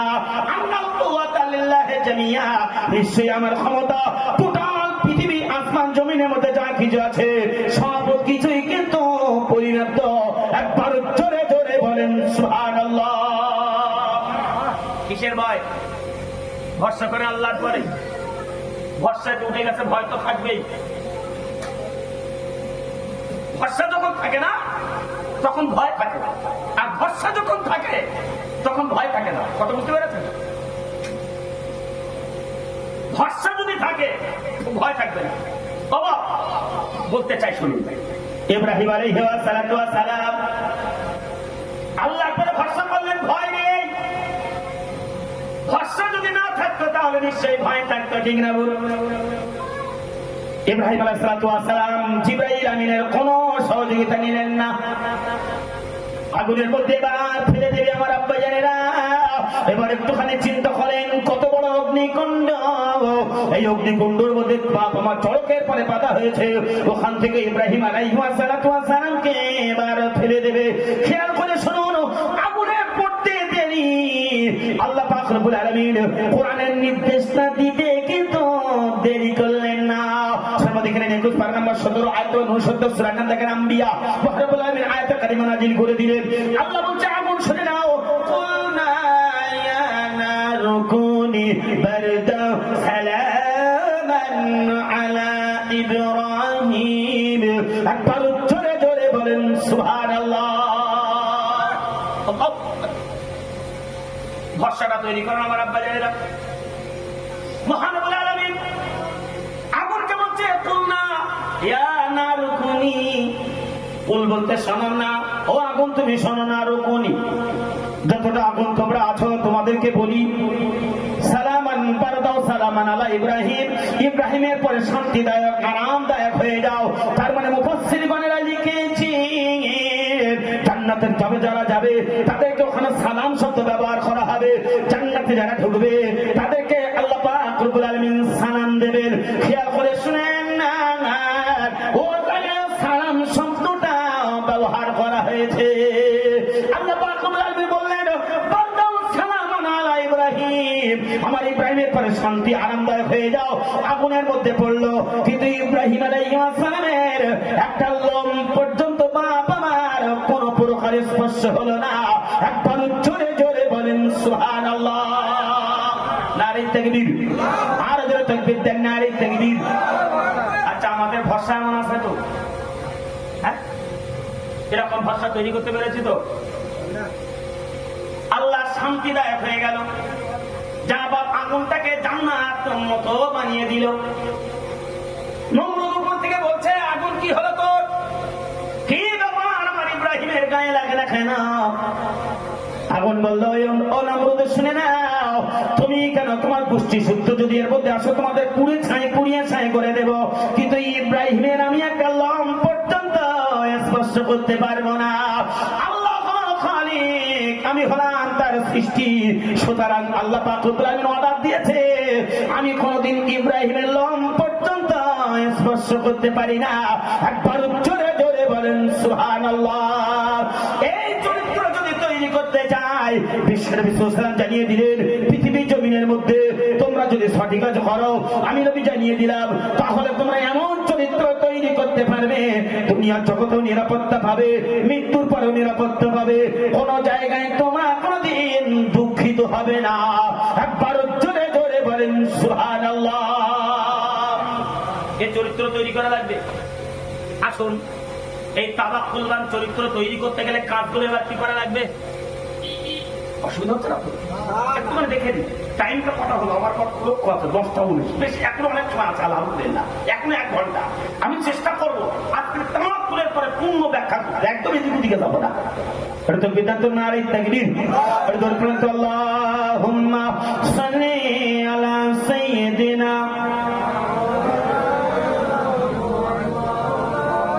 ওয়া আলা আলি সাইয়্যিদিনা।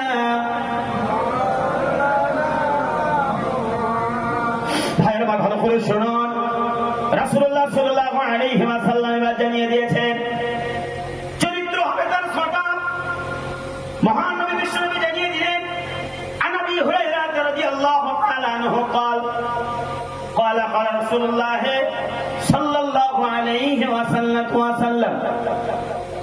আবু হুরায়রা বলেন রাসূল সাল্লাল্লাহু আলাইহি ওয়াসাল্লাম বলে দিয়েছেন, ইন্নাহু ক্বালা লিমান হাওলাহু মিন উম্মতিহি, ও আমার উম্মতরা ভালো করে শোনো, পৃথিবীর জমিনের মধ্যে যদি তোমরা ইন্নাহু ক্বালা লিমান হাওলাহু মিন উম্মতিহি উখলুনি বিসিদ্দিন আফলাকুম বিল জান্নাহ, সঠিক কাজ যদি তোমরা পৃথিবীর জমিনের মধ্যে করে যাও, আমি নবী জানিয়ে দিলাম দুনিয়ার মধ্যে তোমরা নিরাপত্তা পাবে, জান্নাতে আমি তোমাদের জামিনদার হব, কবরের মধ্যে তোমরা নিরাপত্তা পাবে, কিয়ামতের দিন তোমরা বেঁচে যাবে, সেদিন তোমাদের কোনো টেনশন থাকবে না। একবার জোরে জোরে বলেন সুবহানাল্লাহ। করতে বললেন কটা? কথা জোরে বলেন কটা? আচ্ছা, এই কাজগুলো যদি না করি তাহলে নিরাপত্তা পাওয়া যাবে না। আল্লাহর ভরসা যে করি এটাও বা মুখে বলা হবে, কাজে হবে না। সাহাবীরা বলছেন, বলো ওমা হিয়া ইয়া রাসূলুল্লাহ, হুজুর বলেন সেই কাজগুলো কি? বিশ্বনবী এবার বললেন, এক নম্বরে, পৃথিবীর মানুষ শোনো, আমার উম্মতেরা শুনে নাও, এক নম্বরে বলি আসসালাতু, নামাজ কোনো কোনোদিন তোমরা ছাড়বে না। আজিব ব্যাপার, মুসলমান আজকের সবকিছুই পারি। জলসা হবে 10,000 দান করবো, জলসা হবে 500 টাকা দিয়ে দেবো, জলসা হবে 1000 টাকা দিয়ে দেবো, বা প্যান্ডেল খরচাও দিয়ে দেবো, গ্যাস খরচা, আলু পেঁয়াজ রসুন যা লাগবে ইত্যাদি ইত্যাদি সবগুলো দিয়ে দেবো। বড় দুঃখের সহিত বলি সবকিছু দিতে রাজি, কিন্তু নামাজ পড়তে আমরা রাজি নয়। রাসূল জানিয়ে দিয়েছেন, শুনে নেন, এক নম্বরে যদি বাঁচতে চাও, আমাকে যদি তোমরা আল্লাহকে যদি ভরসা করো, আল্লাহকে যদি বিশ্বাস করো, তাহলে ভালো করে শোনো, এক নম্বরে সালাতু, নামাজ তোমরা কোনোদিন ছাড়তে পারবে না। যে ব্যক্তি নামাজ ছেড়ে দেবে ওর সমস্ত আমল ঈমান সব কিছু কিয়ামতের দিন বাবা মার ছাই হয়ে উড়ে যাবে। সেদিন কোন আমল কিয়ামতের দিন কিন্তু কাজ দেবে না। এবার একটুখানি মাদেন এই হাদিসটা কোথায়? বুখারীতে। আন ইবনে আরাক রাদিয়াল্লাহু তাআলা আনহু قال قال রাসূলুল্লাহ সাল্লাল্লাহু আলাইহি ওয়াসাল্লাম, আরাক রাদিয়াল্লাহু তাআলা আনহু বলেন, রাসূল সাল্লাল্লাহু আলাইহি ওয়াসাল্লাম জানিয়ে দিয়েছেন, আউয়ালু মা ইউহাসিবু বিহি আল-আবদু ইয়াউমাল কিয়ামাতিস সালাহ। ও আমার উম্মতরা শুনে নাও, মহান রব্বুল আলামিন কিয়ামতের দিন অন্য কোনো হিসাব নেবে না, এক নম্বরে হিসাব নেবে শোনাছেন, সেটা হলো নামাজের। আউয়ালু মা ইউহাসিবু বিহি আল-আবদু ইয়াউমাল কিয়ামাতিস সালাহ, সর্বপ্রথম হিসাব হবে নামাজের।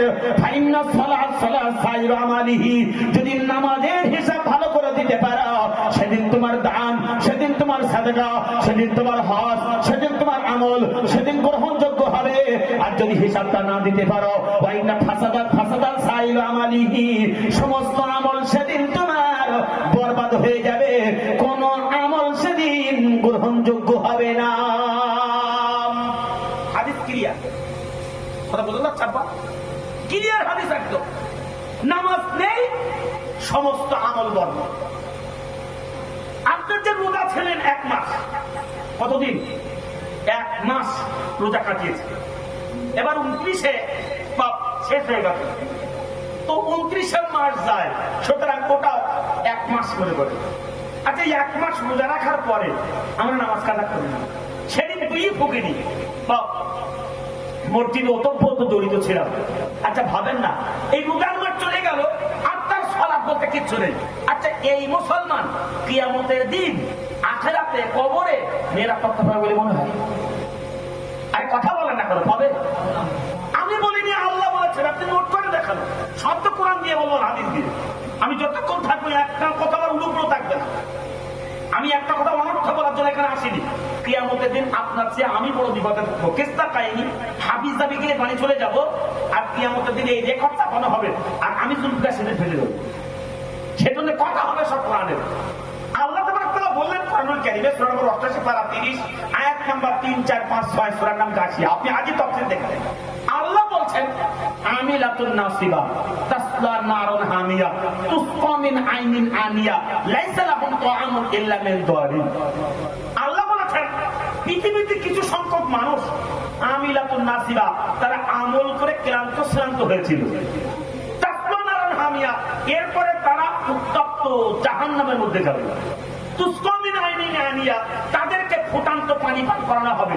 লাইসা লাহুম তাআমুন ইল্লা মিন দারিন, এই পানি যখন সে পান করবে তার ক্ষুধা নিবারণ হবে না। এবার আসুন ব্যাখ্যা দিকে গিয়ে যাই। আচ্ছা, আমিলাতুন নাসিবা, তারা আমল করে ক্লান্ত হয়েছিল। আচ্ছা, আমল করে ক্লান্ত হই কখন? যখন রোজার মাসে 14 ঘন্টা না খেয়ে থাকি, পানি থাকে তাও খেতে পারি না, বিবি থাকে হাত ধরতে পারি না, গরুর গোট রান্না হচ্ছে গন্ধ নাকে যাচ্ছে কিন্তু খেতে পারছি না। আচ্ছা, এ সময় 14 ঘন্টা না খেয়ে বা শরীর দুর্বল হয় না আমরা বেশি আনন্দিত হই? কি হয়? ক্লান্ত হয়ে যায়। তো ক্লান্ত হওয়ার পরেও আল্লাহ পাক বললেন, যারা আমল করে ক্লান্ত হয়েছে তারা যাবে তাসলা নারুন হামিয়া, ওই জাহান্নামের মধ্যে। আমি তো তাফসীর নিয়ে ঘুরতে ঘুরতে যা ভাবছি, তাতে করে দেখা যায় এই রোজাটা করে দেব। 14 ঘন্টা রোজা তারপরও বাবা রমজান চলে গেছে, তার নামাজ কালাম সব শেষ। হাসির কথা বলছি না, আমার মসজিদের মেসব গুলো কুড়িয়েছে, না হলো হাফ ঝুড়ি হবে। এখন তো আমার ট্যাপ ছাড়া অন্য কিছু নেই, দু এক সময় কারেন্ট থাকে না, ট্যাপে পানি থাকে না, চারিদিকে লোটা দৌড়াদৌড়ি করে, লোটাগুলো সব বেরিয়ে ওপরে তোলা হয়ে গেছে। এখন জমাতে লোক হলো 10 জন 20 জন প্রতিদিন, তার বেশি আসবেন, ঠিক না বলুন?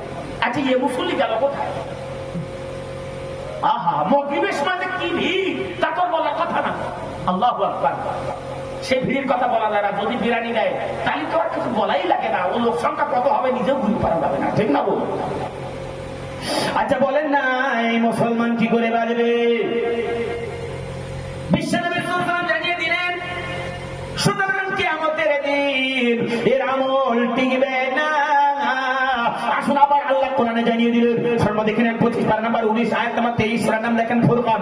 মহান আল্লাহ পাক জানিয়ে দিয়েছেন, শুনুন, ওয়াকাদিমনা ইলা আমালু মিন আমালিন ফাজআলনাহু হাবাআম মানসুরা। ও মুসলমানেরা শোনো, কিয়ামতের দিন কিছু সংখ্যক মানুষের ঈমান আমলটাকে সেদিন তার মুখে ছুরি মেরে দেওয়া হবে, ধুলো কণার মতো সব উড়ে যাবে। তার আমল আল্লাহর কাছে সেদিন গ্রহণযোগ্য হবে না। একটাই কারণ ছিল, পৃথিবীর জমিনে আল্লাহকে বিশ্বাস করিনি, আল্লাহর পরে ভরসা করে চলিনি, আল্লাহর বিধানগুলো মান্য করিনি। সিজনের সময় ছিল, আর সিজনের পাখি সিজন চলে গেছে, এই পাখিরা আবার উড়ে গেল। সুতরাং ভক্তরা আমার শুরুর, যদি আমরা তাওয়াক্কুলের প্রয়োজন দিতে চাই, 1 নম্বরে নামাজ ছাড়া যাবে না। 2 নম্বরে বিশ্বনবী জানিয়ে দিলেন, ওয়াযাকাতু, মাল থাকবে, মালের যাকাতটা আপনাকে কিন্তু দেওয়া লাগবে। 1 নম্বর যদিও বলে মানে পাস করি মুসলমান, 2 নম্বরে ফেল। ঠিক বলছি না ভুল বলছি? কষ্ট হচ্ছে মনে হয় আপনাদের? 1 নম্বরে যদিও পাস করি, 2 নম্বরে মুসলমান ফেল হয়ে যাবে। গত বছর যে এসেছিলাম, এবছরে তার চাইতে দেখি আপনাদের এই দিকে বা আরো যেন উন্নতি হয়েছে।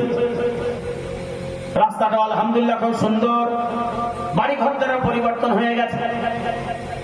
কত পরিবর্তনে আমাদের এসে গেল, কিন্তু আমার বাপের মালের জাকাতটা আমরা দিলাম না। রাস্তার ধারে জমি বিক্রি হলে নিতে 2 মিনিট টাইম দেই না, মাঠে যদি সবজি জমি বিক্রি হয় টাইম দেই না। সব জায়গায় আমরা অগ্রণী ভূমিকা পালন করি, সকলে আমরা এগিয়ে যাই, অর্থ নিয়ে আমরা এখন প্রতিযোগিতায় লাভি, কিন্তু মালের জাকাতটা আমরা দেই না।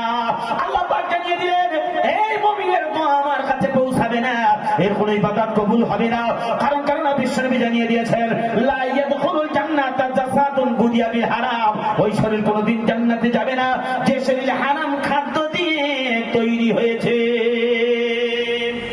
যাকাত নেই, মাল হারাম। কথা বলতে পারলেন না? যাদের যাকাত দেওয়ার মতো ক্ষমতা আছে, এরপর দিলাম না, মাল হারাম। 20 বস্তা ধানে 1 বস্তা ধান, এবার বছরে ধানের ফলন সবচাইতে বেশি, ঠিক না বলুন? আপনার পটল মূল্য জাকাত দেওয়া লাগবে না, 40 মনে 1 মণ দেন, বা 40-20টা গরু 1টা গরু দেন, তো মিনিমাম না হলো 20 বস্তা ধানে তো 1 বস্তা দেওয়া যায়। আজই যদি দেখেন আপনার ঘরে 20 মণ পাট আছে, কই জাকাত তো দেন না। 20 বস্তা ধান আছে, কই 1 বস্তা তো দেননি। আপনার 5 কোটি টাকা, কি 5 লক্ষ টাকার মালিক, লাখে 2500 টাকা করে জাকাত দিয়েছেন, দেননি। তাহলে আপনার মাল কি? হারাম। আপনার জুব্বা যতই লম্বা হোক, টুপি যতই সাদা হোক, কপাল যতই কালি হোক, দাড়ি যতই সাঙ্গা হোক, লিবাস যতই সাদা হোক, আপনার তো জাহান্নাম ঠেকাতে কেউ পারবে না। আমি বলিনি, রাসূল বলেছে। আপনার তো ঢোকাই লাগবে, বাঁচার কোনো রাস্তা নেই। ইবাদত আপনার কবুল হবে না, দোয়া যত করবেন বা মাথার উপরে উঠবে না। আমি বলি না, আল্লাহ বলে দিলেন। কোথায় আছে কোরআনে? সূরা নাম্বার দেখে নেন, বাবা নাম্বার 2 পারা নাম্বার 2 আয়াত নাম্বার 172, সূরার নাম বাকারা। কষ্ট হচ্ছে নাকি? মহান আল্লাহ জানিয়ে দিলেন, ইয়া আইয়ুহাল্লাযীনা আমানু, ইয়া আইয়ুহাল্লাযীনা আমানু, ও পৃথিবীর মুমিনরা শোনো, তোমাদেরকে জানিয়ে দিই, পৃথিবীর মানুষ শোনো, ইয়া আইয়ুহাল্লাযীনা আমানু কুলু মিন তাইয়্যিবাতি মা রাযাকনাকুম, তোমাদেরকে বলে দিই, আমি আল্লাহ যে রুজি দিয়েছি এই হালাল খাদ্য খাও। ওয়াশকুরু লিল্লাহ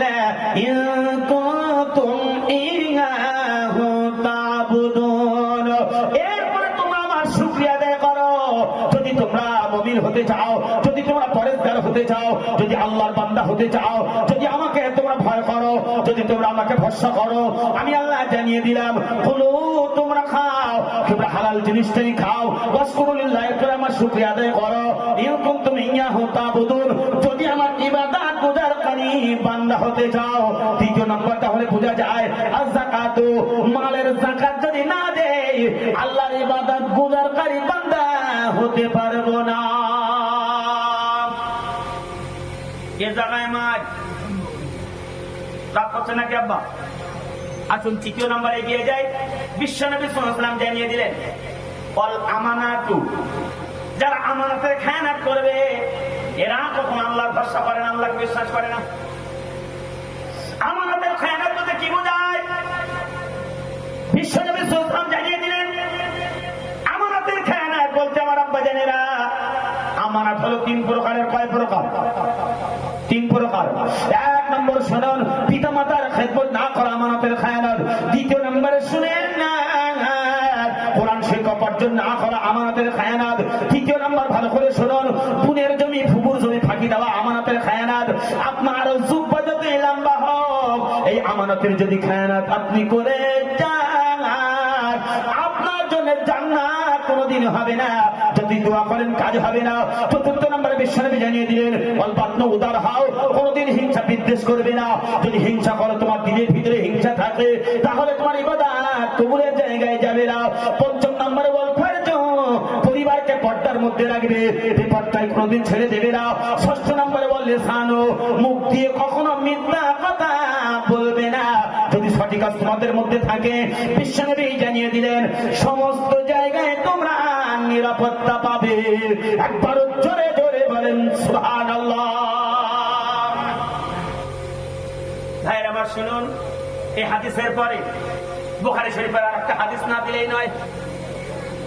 বুখারী শরীফের মধ্যে বনী ইসরাঈল গোত্রের একজন ব্যক্তি, সে আল্লাহর পরে কত বিশ্বাস করতেন, কত বড় মুমিন ছিলেন সে। মহান রব্বুল আলামিন জানিয়ে দিলেন,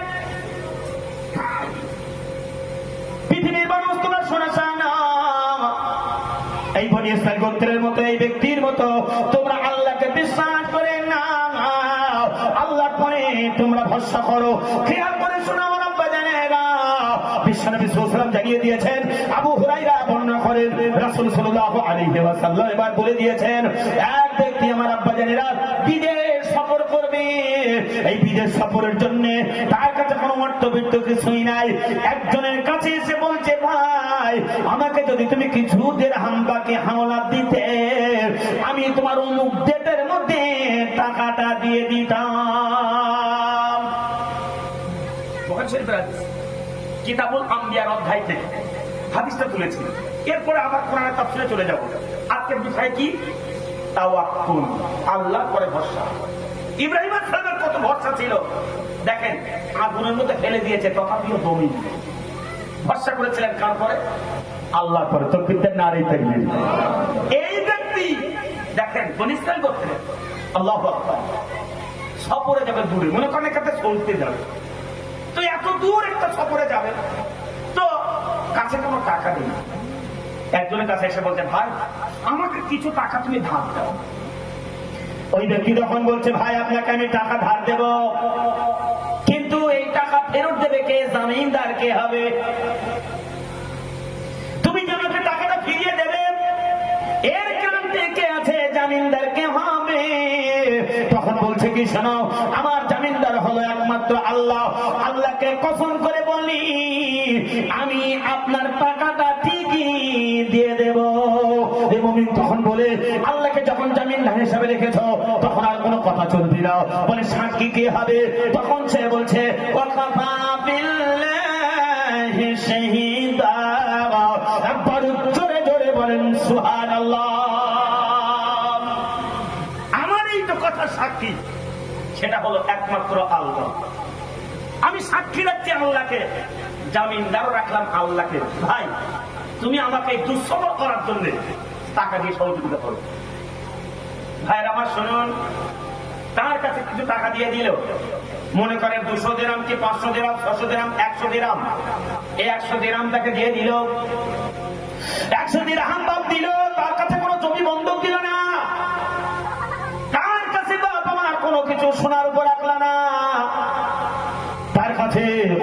বাবা মা দিয়ে গেল না, বাড়ির দলিলটাও দিয়ে গেল না, সে আল্লাহকে সাক্ষী রেখেছে, আল্লাহর নামে কসম করেছে। এই বিশ্বাসের পরে ওই মুমিন ব্যক্তি তাকে 100 দিরহাম পুরস্কার, 100 দিরহাম তাকে ধার দিয়ে দিল। খেয়াল করে শুনুন, আজকের আমরা যারা মুসলমান আছি, ইমানদারের দাবি করি, আল্লাহকে রব বলে স্বীকার করি, আচ্ছা বলেন না, কেউ যদি মুসিবতে পড়ে, আমি কি কাউকে বাপ আমার 5000 টাকা কি তাকে দিয়ে দেব? কতটা সুবিধা না? 10টা টাকা বের করে এখন খবর আছে, 10টা টাকা বের করে এখন খবর আছে। একজন বলছে, ভাই 1000 টাকা খুব দরকার, দাও না। বলছে মাথা খারাপ, টাকা লাগে না। বলছে ভাই ফিরি নেবো না। তা কি বলছে, তুমি 10 দিন পর তোমার 1200 টাকা হবে। তোদের চল বাড়ির দিন, চল দেখি ব্যবস্থা কিন্তু করা যায়, কিন্তু দেখা যাবে আছে কি দাম। এর আগে টাকা ছিল না, ও 10 দিন পর 200 বানাবে, ওর টাকা বেরিয়ে না।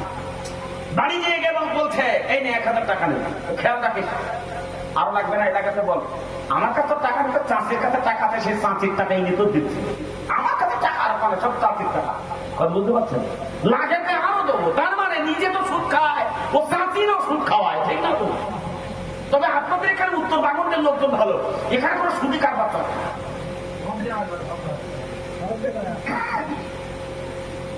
ইনশাআল্লাহ এই দিকটা ভালো। আজিব ব্যাপার বাপের আমার, 1000 টাকা চাইলো, 1200 যেই বলেছে টাকা বেরিয়েছে। মুসলমানের এখন টাকা চাইবেন, টাকা নেই। যদি বলো অমুক জায়গার জমিটা দিয়ে দে ভাই, 50,000 টাকা দে, এক চান্সে লাভ মেরে পড়বে, 2 মিনিট টাইম লাগবে না, ঠিক না? জমিও যেমন সুদ নেওয়া, সুদের কারবার, বাপ আমার বন্ধনের টাকা নেওয়াটা সুদের কারবার, 2 টাকা 3 টাকা হারে এটাও নেওয়া সুদের কারবার। পৃথিবী জমিনের মধ্যে ভালো করে শুনুন, 3টে পাপ না করলেও 3 ব্যক্তির আমল নামায় পাপ লেখা হয়। এ কাজ করিনি, তারপরও পাপ লেখা হয়। কত বড় অন্যায় বুঝতে পারছেন? কি আব্বাস বলেন, রাসূল সাল্লাল্লাহু আলাইহি ওয়াসাল্লাম বলেছেন, যদি কেউ ক্যারাম খেলে, টাস খেলে, লুডু খেলে বা জুয়া খেলে, এ সময় কেউ যদি দাঁড়িয়ে দাঁড়িয়ে দেখে, তাহলে তার আমলনামায় পাপ লেখা। সে খেলেনি, অথায় নাই, খেলাগুলো সে দেখেছে, টাস খেলা, লুডু খেলা, ক্যারাম খেলা, বা এই যে খেলা এখন চলেছে জুয়ার আড্ডার যে খেলা, IPL বলে, বিভিন্ন খেলা, এগুলো সব জুয়া খেলা। এই জুয়া খেলায় যোগ দেওয়া মানে আপনার লাভ নেই, ভাব নেই, কিন্তু পাপ হবে। আমি বলিনি, রাসূল বলেছেন 1450 বছর আগে। হাদিস আবু দাউদ। 2, খেয়াল করে শুনুন, কেউ যদি সুদের জুয়া তো করবে, শুধু বলবে ভাই তোর টাকার দরকার, মেজান ভাই যায়, অসুবিধা নেই, 30 টাকা দাও। ও সুদের টাকা নেয়নি, কিচ্ছু করেনি, শুধু নাম বলে যোগাযোগ করে দিয়েছে, ওর আমল নামায় ওই সুদ করে ওকে পাপ লেখা হবে। ভালো করে শুনুন, 3 নম্বর বড় মারাত্মক, যদি কারোর স্ত্রী বেপরদায় রাস্তায় বেরিয়ে যায়, জিনা করেনি, জিনার গুনাহ করেনি, জিনার মতো অন্যায় করেনি, তথাপিও সৌন্দর্য লোকের দেখিয়েছে, ওর পার্সেন্টেজ ওর জিনার গুনাহ, ওর বাড়ির গার্জিয়ান এবং নিজের যে স্ত্রী, তার আমল নামায় জিনার পাপটা লেখা হয়। পৃথিবী জমিনের মধ্যে 3টে মারাত্মক গুনাহ। 1 নম্বরে যদি কেউ টাস খেলা, লুডু খেলা, এমন করে প্রতিযোগিতামূলক যেগুলো সুদের কারবার চলছে, যেগুলো বাপ আমার পার্টি ধরা খেলা চলছে, এগুলো যারা দেখে, এর মধ্যে সুদের গোনা থাকে, এর মধ্যে গোনা থাকে। 2 নম্বর, সুদের কেউ ঠিকানা যদি বলে তার গোনা থাকে।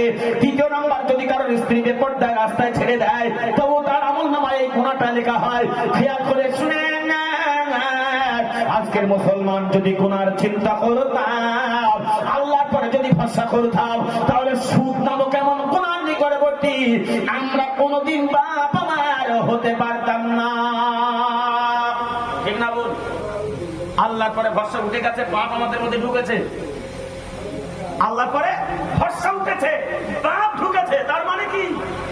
দেখেন, আমার 50,000 টাকা লাগবে, আমি কি করলাম? বন্ধনের থেকে সুদ দিলাম, 760 টাকার কিস্তি, 52 সপ্তাহ 70 টাকা। আমরা আলে ভুলে কি হবে, হিসাব কিতাব সব রাখি। কথা বুঝতে পেরেছেন? ও 760 টাকা করে কিস্তি, 52 সপ্তাহ শোধ করা লাগবে। এর টেকনিক, এই সিস্টেম, ও বা 50,000 দিয়ে সিস্টেম চালু করেছে। আচ্ছা, ও যদি বলতো আল্লাহ যেভাবে চালা সেভাবে চলতো, আলহামদুলিল্লাহ আমি আল্লাহকে বিশ্বাস করি। 50,000 ঋণ হচ্ছে, তাই তাতে কি হয়েছে, জমি হচ্ছে দিয়ে টাকা শোধ করবো, কিন্তু তোমার সুদের নিকটবর্তী হবো না।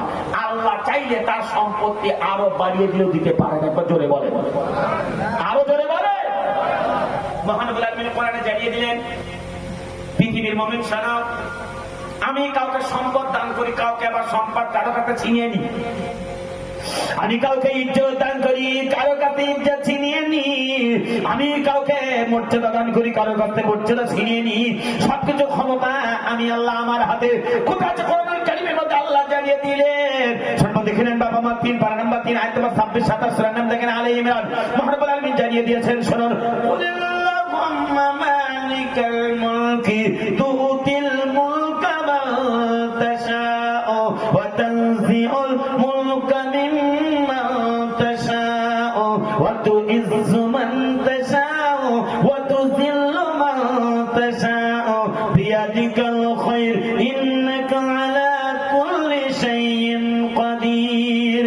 ও পৃথিবীর মুমিনেরা, শোনো, তিনি হলেন একমাত্র মহান রব্বুল আলামিন। কুলিল্লাহুম্মা মালিকাল মুলকি তুতিল মুলকা মান তাশা, তিনি চাইলে কাউকে রাজ্য দান করে, চাইলে কারোর কাছে রাজ্য ছিনিয়ে নেয়। ওয়া তুইজ্জু মান তাশা ওয়া তুযিল্লু মান তাশা, তিনি চাইলে কাউকে ইজ্জত দান করে, চাইলে কাউকে তিনি বেইজ্জত দান করেন। বিয়াদিকাল খায়র, সমস্ত কল্যাণ তার হাতে। তিনি হলেন সবচাইতে বড় ক্ষমতাবান। এরপর আল্লাহ আবার জানিয়ে দিলেন, তুলিজুল লাইলা ফিন নাহারি ওয়া তুলিজুন নাহারা ফিল লাইলি ওয়া তুখরিজুল হাইয়া মিনাল মাইয়িতি ওয়া তুখরিজুল মাইয়িতা মিনাল হাইয়্যি। আল্লাহ পাক রব্বুল আলামিন জানিয়ে দিয়েছেন, তিনি রাত দিনের পরিবর্তন আবর্তন বিবর্তন ঘটান। তিনি কাউকে জীবন দান করেন, কাউকে তিনি মৃত্যু দেন। তিনি আল্লাহ পাক জানিয়ে দিলেন, আমি হলাম রুজি দাতা। পৃথিবীর মানুষ শোনো, ওয়াতারযুকু মান তাশা বিগাইরিল হিসাব, আমি যাকে রুজি দান করি সে কখনো নিজে কখনো কল্পনা করতে পারে না। একবার জোরে জোরে বলেন সুবহানাল্লাহ, আর একটু জোরে বলেন। আচ্ছা, রুজি দেনেওয়ালা কে? কথা জোরে বলেন। আচ্ছা, আল্লাহ যদি রুজি দেওয়া হয়, একটু মুসিবতে পড়েছে তাই বলে সুদি টাকা নেওয়া লাগবে? নিচ্ছি কেন? আল্লাহর পরে ভরসা নেই। আল্লাহ যে রুজি দান করেন এরপরে ভরসা নেই, এ ভরসা উঠে গেছে। এই জন্য সুদ আমাদের ঘরে ঢুকেছে, ঠিক না বল? ভাইয়ের আমার শুনুন, এই বনি ইসরাইল গোত্রের ব্যক্তি সুদে টাকা তো নেয়নি, আল্লাহর পরে ভরসা করেছেন। আল্লাহর ওয়াদা করলেন, আল্লাহর নামে কসম খেয়েছেন, সাক্ষী রেখেছেন আল্লাহকে। 100 দিরহাম নিয়ে বাপ এবার অনেক দূর পাহাড় পাড়ি দিল, সমুদ্র নদী পাড়ি দিয়ে ভিন দেশে সে যখন চলে গেল, কয়েকটা মাস এবার কেটে গেল। বুখারী শরীফের হাদিস বলছি আমি, কিন্তু আমার বক্তব্য একটাও দেই নাই বাপ, আমার সব কথা বলছে কোরআন এবং হাদিস থেকে, খেয়াল করে শুনে নেন। ভিন দেশে যখন চলে গেল, আমার আব্বা জানিল, শুনুন, এই ভিন দেশে যাওয়ার পরে সেখানে মেহনত করে, টাকা পয়সা একটি জায়গায় করে ডেট নির্ধারণ করেছে, অমুক তারিখের মধ্যে ওই ব্যক্তিকে আমি টাকাটা ফিরিয়ে দেব। চিন্তাটা কেমন? তার চিন্তা ভাবনা কেমন? আল্লাহর পরে ভরসা রেখেছে কেন? যে আমি আল্লাহর পরে বিশ্বাস থেকে আল্লাহর নামে কসম খেয়ে আল্লাহকে সাক্ষী রেখে 100 দিরহাম টাকা দিয়েছি। আল্লাহ, আমি ওই ডেটের মধ্যে তোমার টাকাটা ফিরে দিতে পারি। নির্দিষ্ট টাইমে বাদ কাজ হলো, 100 দিরহাম উপার্জন করলো। এই 100 দিরহাম টাকা নিয়ে এবার নদীর কিনারায় এসে এবার দাঁড়িয়ে গেল। ও আমার আব্বা জানেরা, শুনে নেন, নদীর কিনারায় যখন দাঁড়িয়েছে এমতো অবস্থায় তিনি দেখেন কোন নৌযান বাহিনী কিছুই নেই, ওখানে জাহাজ নেই, কোন নৌকা নেই। ওই নদী পারাপার করে কি করে আসবে? চিন্তা ভাবনা করে, আল্লাহ, আমি তোমার নামে কসম খেয়েছিলাম, ওয়াদা করেছিলাম টাকাটা দিয়ে দেব, আজকের এই ডেটে আল্লাহ আমি কি করে ওই জায়গায় এখন পৌঁছাবো? আল্লাহ, কি করে পৌঁছাবো? তুমি আমার একটা রাস্তা বের করে দাও। আল্লাহ, তুমি আমার একটা সুব্যবস্থা করে দাও, যেন সেই সুব্যবস্থায় আমি এই টাকাটা তার কাছে পৌঁছাতে পারি। আজকে তার টাকা দেওয়ার ডেট। ওয়াদা ছিল তার কেমন? সে ওয়াদা কেমন পালনকারী ছিল? আল্লাহর পরে কতটা ভরসা ছিল তার, খেয়াল করে শুনুন আমার আব্বা জানেরা। এমতো অবস্থায় সামনে তাকিয়ে দেখা একটা কষ্টিখণ্ড, তার মানে কাঠের গুঁড়ি, কি কাঠের গুঁড়ি ওই পানিতে ভেসে আসছে।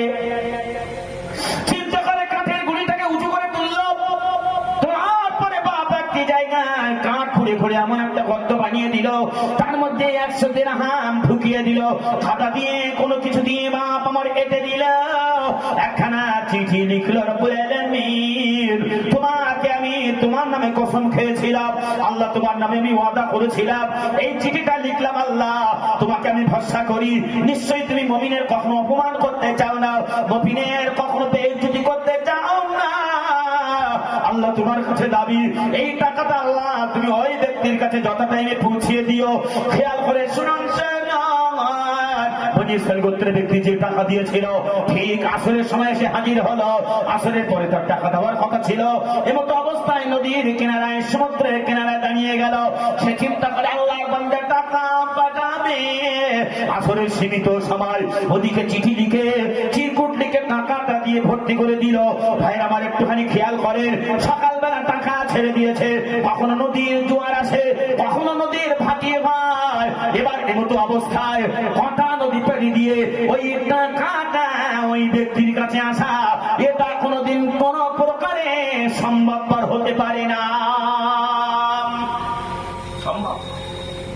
কখনো স্রোত পূর্ব দিকে যায়, কখনো পশ্চিম দিকে। আচ্ছা কাঠ যখন ফেলেছে ওগুলো বসে আছে মনে করেন উত্তর দিকে কি পূর্ব দিকে, স্রোত চলছে তো পশ্চিম দিকে, কাঠ পূর্ব যাবে না ওই দিকে যাবে, কোন দিকে যাবে? নিশ্চয় ওদিকে যাবে। চিরকুট লিখে পাঠিয়ে দিল, আসরের টাইম হয়ে গেছে, আসর শেষ হয়ে গেল, মাগরিব হবো ভাব। ও মুমিন বান্দা চিন্তা করে আল্লাহর বান্দা তো কথার খেলাপ করে না, আল্লাহর বান্দা মানে কথার খেলাপ করলো, দীর্ঘক্ষণ দাঁড়িয়ে টাকা আর দেয় না, কোনো লোকজন আসে না, এমতো অবস্থায় আমার আব্বা জানে না, সামনে তাকিয়ে দেখা একটা কষ্টিখণ্ড ভেসে আছে সমুদ্রের মধ্য দিয়ে উজন স্রোতে, এমন করে বাপ্পার টান যখন ভেসে আসে সমুদ্রের মধ্য দিয়ে কাঁটা যখন ভেসে আছে, ও তখন চিন্তা করে আল্লাহর বান্দা তো আসতো না, সুতরাং খালি হাতে বাড়ি নিয়ে আর কি হবে, ওই কাঁটাকে বাড়ি নিয়ে চলে যায়, আমার স্ত্রী এটাকে খুঁটে এটাকে কেটে কেটে এটাকে ফাড়াই করে আমার স্ত্রী রান্না করার জন্য জ্বালানি তো বানানো যাবে।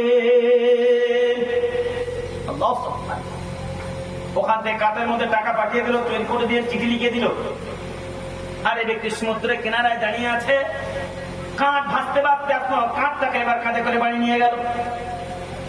মুসলমান ভাইয়ের আমার, আল্লাহর পরে ভরসা রেখে কি হয় খেয়াল করেন, যেটা অসম্ভব সেটাকে আল্লাহ সম্ভব করে দেন। একবার জোরে বলেন সুবহানাল্লাহ। কষ্ট হচ্ছে নাকি, অসুবিধা হচ্ছে? খেয়াল করে শুনুন, সুতরাং অসম্ভবকে আল্লাহ পাক রব্বুল আলামিন সম্ভব করে দেন। এমতো অবস্থায় শুনে না কষ্টিখণ্ডটা এবার কাঁধে করে বানিয়ে গেল, কাঠ কখনো কেউ বা আস্তে আস্তে ফেলে দেয় না, নদী থেকে কাঠ নিয়ে এসেছে, জোর করে যখন উঠানের মাঝখানে ফেলে দিল অমনি বা তার মধ্য থেকে কাঠটা ছাড়িয়ে গেল, ওখান থেকে একটা জনক পুটুলি বেরিয়ে আসলো, ছোট্ট একটা জনক কেমন একটা বেরিয়ে আসলো, ছোট্ট একটা টাকার এরকম থলি বেরিয়ে আসলো, লোকটা ওটাকে হাতে তুলে নিল, ওটা নেওয়ার পরে দেখে 100 দিরহাম গুনে গুনে 100 দিরহাম পেয়ে গেল, ওর মধ্যে একটা চিঠিও বাপ আমার পেয়ে গেল। একবার জোরে জোরে বলেন সুবহানাল্লাহ। চিঠি পেল, 100 দিরহাম পেল, আল্লাহর পরে ভরসা। চিঠি লেখা আছে, আল্লাহ তোমার নামে কসম খেয়েছিলাম, আল্লাহ গো আল্লাহ তোমাকে সাক্ষী রেখেছিলাম, যথা টাইমে পাওনাদারের কাছে তুমি টাকাটা পৌঁছিয়ে দিবে। ও তখন 100 দিরহাম পেয়ে গেল, চিঠিটাও পেল, চিঠিটাও কাছে রেখে দিল। একবার জোরে বলবেন না সুবহানাল্লাহ। পরের দিন হয়ে গেল, কিছুদিন পরে কিংবা তার 2-1 দিন পরে ওই ব্যক্তি আবার 100 দিরহাম নিয়ে এসে হাজির, সমুদ্র পাড়ি দিয়ে জাহাজে করে চেপেছে, যে ব্যক্তির কাছে বা 100 দিরহাম নিয়েছিল আবার তার কাছে এসে বলছে, ভাই তুমি বাড়ি থেকে আসা, বাড়ি থেকে তুমি বেরিয়ে এসো।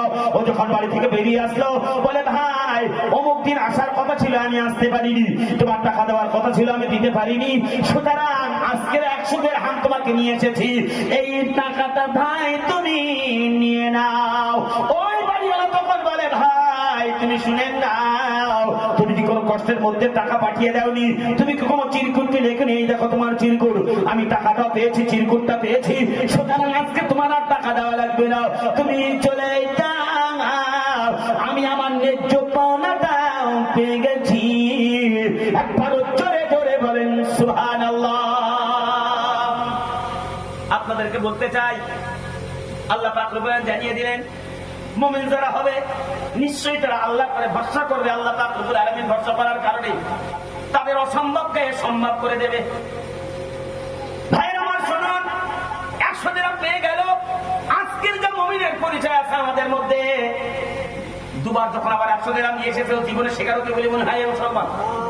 হ্যাঁ হতো ওই 100 দিরহাম কাপের মধ্যে পেয়েছে, জীবনেও স্বীকার করতো না, কারণ কেউ জানে না। এও ছিল মুমিন, ও ছিল মুমিন, এও আল্লাহকে বিশ্বাস করত, আল্লাহর উপরে ভরসা করত। চরিত্র কোয়ালিটি এমন তৈরি করা লাগবে, তবে আমার আব্বা জানেরা পৃথিবীর জমিনের মধ্যে সব জায়গায় আমরা কিন্তু নিরাপত্তা পাবো। আসলে এবার এগিয়ে যায়, মহানবুল আলামিন কোরআনুল কারীমের মধ্যে জানিয়ে দিয়েছেন মুমিনের কোয়ালিটি আবার কেমন হবে, চরিত্র তাদের কেমন হবে, তবেই তারা আল্লাহর উপরে পূর্ণ ভরসা করবে। খেয়াল করে আল্লাহ পাক জানিয়ে দিলেন, ইন্নামাল মুমিনুনা আল্লাযীনা ইযা যুকিরাল্লাহু ওয়াজিলাত কুলুবুহুম ওয়া ইযা তুলিয়াত আলাইহিম যাদাতুহুম ঈমানা ওয়া আলা রাব্বিহিম ইয়াতাওয়াক্কালুন। নিশ্চয়ই যারা মুমিন হবে তাদের চরিত্র এমন হবে, 1 নম্বর তারা আল্লাহ পাক রব্বুল আলামিনের জিকির করবে, অর্থাৎ কোরআন তেলাওয়াত করবে, যাদাতুহুম ঈমানা, কোরআন শোনার পরে তারা ঈমানটা বৃদ্ধি পাবে, ওয়া আলা, তারপরে আলা রাব্বিহিম ইয়াতাওয়াক্কালুন, আল্লাহর পরে তাদের পূর্ণ বিশ্বাস ভক্তি তৈরি হবে। একবার জোরে জোরে বলেন সুবহানাল্লাহ। চরিত্র তৈরি হবে, এখন কোরআন শুনবো, ঈমান বাড়বে, আল্লাহর পরে পূর্ণ বিশ্বাস তৈরি হবে। আশ্চর্য ব্যাপার। আচ্ছা, আমরা যে আল্লাহকে পূর্ণ আকারে বিশ্বাস করি, এবার একটা দৃষ্টান্ত দিন, ভালো করে শুনুন। আচ্ছা বাবা, আজকে যদি আল্লাহকে পূর্ণ মাত্রায় আমরা বিশ্বাসের যে বক্তব্য শুনছি, আল্লাহর পরে ভরসার বক্তব্য শুনছি, আচ্ছা কাল থেকে আমরা যারা সুদের কারবার নিয়েছি যে যা হয় হবে আল্লাহ করে বিশ্বাস করি, আল্লাহ উদ্ধার করবে, কাল থেকে আমি আর সুদ খাবো না, এমন ক্ষতি করার লোক আছে? সারাদিন বক্তব্য শুনবে, সারা রাত ধরে হুজুর বক্তব্য দিয়ে যাবে, লাস্টে আমি খিচুড়ি খেয়ে বাড়ি যাবো।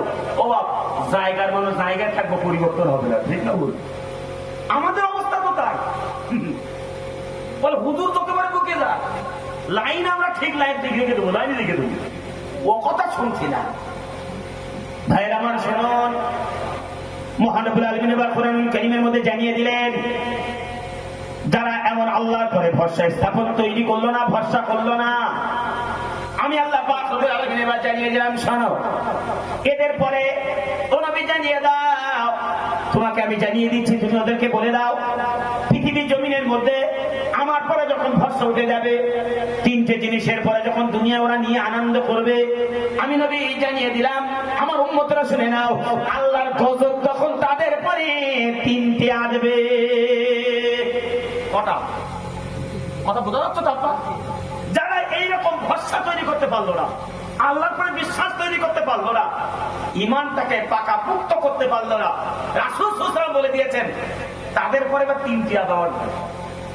এরা পৃথিবীর জমিনের মধ্যে আল্লাহর পরে ভরসা তৈরি না করার কারণে, আল্লাহকে পূর্ণাঙ্গ ভাবে আল্লাহর পরে ঈমান না আনার কারণে, আল্লাহ তাবারক ওয়া তাআলার নির্দেশগুলো অবমাননা করার কারণে এদের পরে আযাব আসবে 3টি। কথা হাদিস at-Targhib at-Tahrib আহমদ নাসাই, বিশ্বনবী সাল্লাল্লাহু আলাইহি ওয়াসাল্লাম জানিয়ে দিলেন, আন ইবনে আব্বাস রাদিয়াল্লাহু তাআলা আনহু قال قال قال رسول الله صلى الله عليه وسلم يقول في هذه الامه, বিশ্বনবী জানিয়ে দিলেন, আমি যখন আমার উম্মতের কাছ থেকে চলে যাব, এই সময় উম্মতের পরে 3টি আযাব আসবে।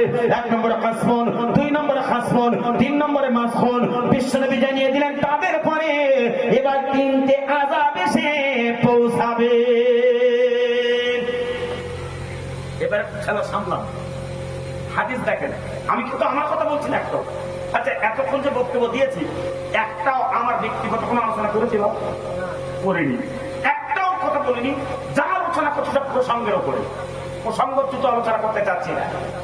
রাসূল সাল্লাল্লাহু আলাইহি ওয়াসাল্লাম বললেন, আমি যখন এবার তাদের কাছ থেকে বিদায় নেব, তারা আল্লাহর পরে যখন ভরসা তুলে ফেলবে, আল্লাহর পরে পূর্ণাঙ্গ বিশ্বাস স্থাপন করবে না, তাদের পরে তিনটে আযাব আসবে। তারা তিনটে কাজে লিপ্ত হবে, আর এই তিনটে আযাব তখন তাদের পরে এসে যাবে। এক, খাসফুন, ভূমি ধস। দুই, মাসফুন, জালেম বাদশা। তিন, কাসফুন, রূপের বিজ্ঞপ্তি। আযাব কটা? এক নম্বরে বাপ আমার ভূমিধস। এর যদি আবিধানে গর্ত করা হয়, বিভিন্ন সময় বিভিন্ন মুসিবত। ধান কাটবেন, পানি হবে, পাট কাটবেন, বাপ শিলা হবে। সুস্থ আছেন, কোথায় ভূমিকম্প হয়ে যাবে। ভাইয়ের আমার, এমন মুসিবত মহান রব্বুল আলামিন বান্দার পরে তখন চাপিয়ে দেবে। দ্বিতীয় নম্বর মুসিবত আসবে, শুনে নেন, সেটা হলো জালেম বাদশা চাপবে, অর্থাৎ তাদের বাপ আমার ন্যায্য অধিকার হরণ করবে, তাদের পাওনাটাকে নষ্ট করে দেবে। পৃথিবীর জমিনের মধ্যে কৃত দাসের মতো তাদের সঙ্গে এবার ব্যবহার করবে। আচ্ছা, এরকম একটা পরিস্থিতির সম্মুখীন আমরা হচ্ছি কি হচ্ছে না? ন্যায্য সম্পত্তি বেহাল, সে ওয়াকা উড়ে গেছে, কিন্তু আমি ও পরিষ্কার। পুলওয়ামার ঘটনা, ওয়াকাফ পরিষ্কার, ঠিক না বল? আচ্ছা, আর কোন আন্দোলন কোনো কিছু হয় বলে মনে হয়? হ্যাঁ, গা ঠান্ডা হয়ে গেছে বলো, আর কোনো লাইন নেই। ভাইয়ের আমার শুনুন, আমি বলছি না আমার দেশের সরকার হলো বাপ জালিম, এটা বলতে চাই না। যে দেশে আছে সে সরকার আমার জন্য ভালো, তবে বলতে চাই আমাদের পরে জালেম বাচ্চা চেপে যাবে। কখন চাপবে, কোন টাইমে চাপবে, কখন ওই জালেম বাচ্চা আসবে, এটা কেউ জানে না। প্রেক্ষাপটটাই এমন। পৃথিবীর জমিনের মধ্যে ন্যায্য কথা বলতেই গেলেই বাপ আমার বিপদ। কথা বলতে পারলেন না? খেয়াল করে এবারে শুনে নেন, তৃতীয় নম্বরে রূপের বিকৃতি ঘটে যাবে।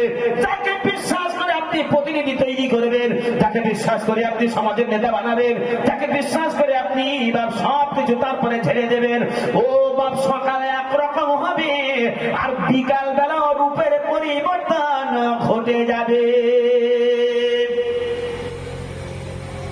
আচ্ছা, এরকম পরিস্থিতির সম্মুখীন প্রায় আমরা। আচ্ছা, এই তিনটে আযাব আসবে কখন? মুসলমানরা যখন আল্লাহ করে ভরসা ছেড়ে দিয়ে ঈমান তৈরি করা ছেড়ে দেবে, তিনটে কাজের দিকে লক্ষ্য দেবে।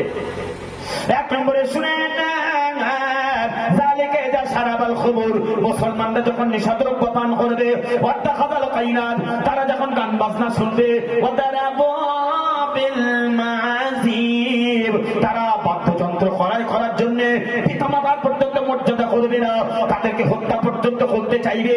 এমন যখন পরিস্থিতি এসে যাবে, তাদের পরে তিনটে আযাব আল্লাহ পাক পাঠিয়ে দেবে। ও মুসলমান ভাইরা আমার, আমাদের অবস্থা ঠিক এই জায়গায়। খেয়াল করে শুনুন, এক নম্বরে দেখেন বাপ আমার, জালিকা ইযা শারাবাল খুমুর, মুসলমানরা আজকে নেশার ভিতরে লিপ্ত, ওয়াত্তাখাযাল কাইনাত, সর্বক্ষণ গান বাজনায় ব্যস্ত, ওয়াদারাবু বিল মাযিব, সংসার চলে না। তথাপি আমার আব্বা জানেরা 15,000 টাকার মোবাইল তার হাত থেকে কোন প্রকারে কিন্তু বাপ আমার নড়ে না। ঠিক না বল? অবস্থা একই জায়গায়। এ আল্লাহর পরে ভরসা উঠে গেছে, পাপগুলো জগড় হয়েছে, আল্লাহর গজব আযাব এসে গেছে। সুতরাং আমার বাপ জানেরা, যদি এবার বাঁচতে চাই, ভরসা তৈরি করব ঠিক মুসা আলাইহিস সালামের মতো। কার মতো? ভরসা তৈরি করব মুহাম্মদ সাল্লাল্লাহু আলাইহি ওয়াসাল্লামের মতো। খেয়াল করে শুনুন, চারিদিকে মক্কার জমিনে ঘিরে রেখেছে বিশ্বনবীকে। দাওয়াত নাও দাওয়াত আলোচনা চলেছে, মুহাম্মদকে যদি মারতে হয়, সাল্লাল্লাহু আলাইহি ওয়াসাল্লাম, সমস্ত গোত্রের লোকেরা সব এক জায়গায় হও, সকলেই চারিদিকে ওট পেতে বসে থাকো। মুহাম্মদ সাল্লাল্লাহু আলাইহি ওয়াসাল্লাম যখন মক্কার জমিনে ঘুমাবে, এই সময় সকলে মিলে ঝাঁপিয়ে পড়বো, মুহাম্মদকে এই সময় হত্যা করবো। কে হত্যা করেছে কারণ দিয়া তার দেওয়া লাগবে না, কে হত্যা করেছে এর প্রমাণটাও পাওয়া যাবে না। ভাইরা আবার শুনুন, মহান রব্বুল আলামিন কোরআনুল কারীমের মধ্যে জানিয়ে দিলেন, জিবরিল আমিনকে এবার সংবাদ দিয়ে দিয়েছে, ও জিবরিল চলে যাও, আমার এবার সংবাদটা দিয়ে দাও, হিজরতের সময় এসে গেছে, প্রস্তুতিটা এবার নিতে বলো। খেয়াল করে শুনুন, মুহাম্মদ সাল্লাল্লাহু আলাইহি ওয়াসাল্লাম হযরতে আলীকে ডাকলেন। আলীকে ডেকে বলছে, আলী শোনো শোনো, আজকে রাত্রে আমি হিজরতে বেরিয়ে যাব, তুমি ঠিক রাতের অন্ধকারে এসে যাবে, আমার বিছানায় তুমি শুয়ে থাকবে, আর আমি এমতো অবস্থায় মক্কা থেকে মদিনার দিকে কিন্তু রওনা দেব। একবার জোরে জোরে বলেন সুবহানাল্লাহ। চক্রান্ত করেছে কারা? বেঈমানেরা। আজকে সাহায্য করছেন কে? আল্লাহ। একবার জোরে বলেন সুবহানাল্লাহ। আপনাকে মারা চক্রান্ত করছেন এসব বেঈমানেরা। যদি তাওয়াক্কুল করেন সাহায্য করবে কে? কথা জোরে বলেন। মুসা আলাইহিস সালামের কোনো পরমাণু বোমা ছিল না, ফাইটার জেট ছিল না, আচ্ছা কিছু ছিল নাকি? আচ্ছা, মুসা আলাইহিস সালামের জন্য কোনো বাপ মা 14 লক্ষ 15 লক্ষ 20 লক্ষ সৈন্য ছিল না? ছিল বলে মনে হয়? 50 লক্ষ সৈন্য ছিল না, তার কাছে পরমাণু বোমা পর্যন্ত ছিল না। কিন্তু খেয়াল করে শুনে নেন, ফিরাউনের বিরাট বড় বাহিনী ছিল, চারিদিকে তার সৈন্য সামন্ত ছিল, তার কাছে যুদ্ধাস্ত্র ছিল, ঘোড়া ছিল, উট ছিল, সব ছিল। কিন্তু মুসা ইসলামের কাছে ছিল মাত্র একখান লাঠি, আর কিছুই ছিল না। যখন চারিদিক থেকে মুসাকে ঘিরে ফেললো, মুসার কওমেরা বলছে, মুসা শুনে নাও, ইন্নালা মুদরাকাম, ও আল্লাহর নবী মুসা আমাদেরকে এবার ধরে ফেলবে। মুসা বলছে, কাল্লা, কখনো না, ইন্নাল্লাহ মা, নিশ্চয় আল্লাহ আমাদের সঙ্গে আছে, চিন্তার কোনো কারণ নেই। আল্লাহ বলল, মুসা তুমি তোমার লাঠিটাকে এবার ওই নদীতে মেরে দাও। যখন বাবা মা টাইগ্রিস কিংবা নীল নদীতে মেরে দিল, তখন একটা দুটো রাস্তা না 12টা রাস্তা তৈরি হয়ে গেল। মহান রব্বুল আলামিন মুসাকে পার করে দিল, আর ফিরাউন ওই বেঈমানকে তার দলবল সহ ওই পানির মধ্যে পানি খাইয়ে পটকা মাছের মতো ডুবিয়ে মারল। একবার জোরে জোরে বলেন সুবহানাল্লাহ। এর নাম কি? ভরসা। এরকম ভরসা তৈরি করা লাগবে। মুসলমান ঈমান তৈরি করেন, ভরসা করেন আল্লাহর উপরে দৃঢ় চিত্তে। বিশ্বনবী সাল্লাল্লাহু আলাইহি ওয়াসাল্লাম ভরসা করেছেন কেমন শুনুন, সাহাবীও কেমন তৈরি হয়েছে। হযরত আলীকে এবার শুনিয়ে দিলেন। আলী রাদিয়াল্লাহু আনহু শুয়ে আছেন, গভীর রাত্রে চারিদিকে বেঈমানের উৎপত্তি বসে আছে। আল্লাহ বললেন, নবী এক মুঠো তুমি বালি নাও, বেঈমানদের দিকে তুমি ছুড়ে মেরে দাও। আল্লাহ বললেন, ওমা রামাইতা ইদ রামাইতা ওয়ালাকিন্নাল্লাহ রামা। ও নবী শুনেন না, এক মুঠো তুমি বালি নিয়ে নাও, ওই বেঈমানের দিকে এই আয়াতটা পড়ো আর ছুড়ে মেরে দাও। আল্লাহ পাক জানিয়ে দিলেন, ওয়াজআলনা মিন বাইনি আইদিহিম সাদ্দা ওয়া মিন খালফিহিম সাদ্দান ফাআগশাইনাহুম ফাহুম লা ইবসিরুন। একবার জোরে জোরে বলেন সুবহানাল্লাহ। আল্লাহ বললেন, ওয়াজআলনা মিন বাইনি আইদিহিম, আল্লাহ বলে দিয়েছেন, বান্দা শোনো, আমি সেদিন মুহাম্মাদের জন্য প্রাচীর তৈরি করে দিয়েছিলাম। বেঈমানেরা ওত পেতে বসেছিল, কিন্তু মুহাম্মদ সাল্লাল্লাহু আলাইহি ওয়াসাল্লামকে কেউ দেখতে পায়নি। তাদের মধ্য থেকে আল্লাহ রাসূল সাল্লাল্লাহু আলাইহি ওয়াসাল্লাম চলে আসতেন। আবু বকরের বাড়ি একটু জোরে বলবেন। টোকা দিল দরজায়, আবু বকরকে ডেকেছে। আবু বকর এক ডাক দিলেন, দ্বিতীয় ডাক দিলেন না। ও মুসলমান ভাইরা আমার, এক ডাক দিয়েছে। আবু বকর সিদ্দিক রাদিয়াল্লাহু তাআলা আনহু দরজা খুলে বলছে, লাব্বাইকা ইয়া রাসূলুল্লাহ ইয়া হাবিবাল্লাহ, হুজুর আমি প্রস্তুত, আপনি যখনই ডাকবেন তখনই আমি রেডি আছি। বিশ্বনবী বলছে, আবু বকর আমি বুঝতে পারিনি তুমি এত দ্রুত কি করে গুছিয়ে নিলে, হিজরতের টাইম এসে গেছে। আল্লাহ রাসূলকে আবু বকর এর সময় বলেছিলেন, ইয়া রাসূলুল্লাহ ইয়া হাবিবাল্লাহ, হুজুর এখান থেকে 3 মাস আগে বলেছিলেন আবু বকর আমার হিজরত করতে হবে। আমি সে সময় বলেছিলাম, ইয়া রাসূলুল্লাহ আপনি আপনার সঙ্গে আমি সঙ্গী হতে থাকতে চাই। সেদিন আপনি বলেছিলেন, আবু বকর আমার হিজরতের সঙ্গী হবে তুমি। আমি সেই থেকে আবু বকর এই পর্যন্ত একটা রাত ঘুমাইনি। আমার নবী এসে কখনো টোকা দেবে, আমাকে ডাকবে, এই প্রস্তুতি গ্রহণ করে প্রতিদিন দরজার সামনে আমি আবু বকর অটোমেটিক্যালি দাঁড়িয়ে থাকতাম। একবার জোরে জোরে বলেন সুবহানাল্লাহ। ভাইরা আমার, মুসলমানের চরিত্র তৈরি হবে কেমন করে বিশ্বনবী জানিয়ে দিলেন। 3 মাস আগে আবু বকরকে বলেছে, আর আবু বকর 3 মাস ঘুমায়নি, রেডি হয়ে আছেন নবী কখন ডাকবে। বিশ্বনবী যেন দুটোবার না ডাকেন, প্রস্তুতি গ্রহণ করে আছেন। ভাইরা আমার শোনা, আবু বকর সিদ্দিক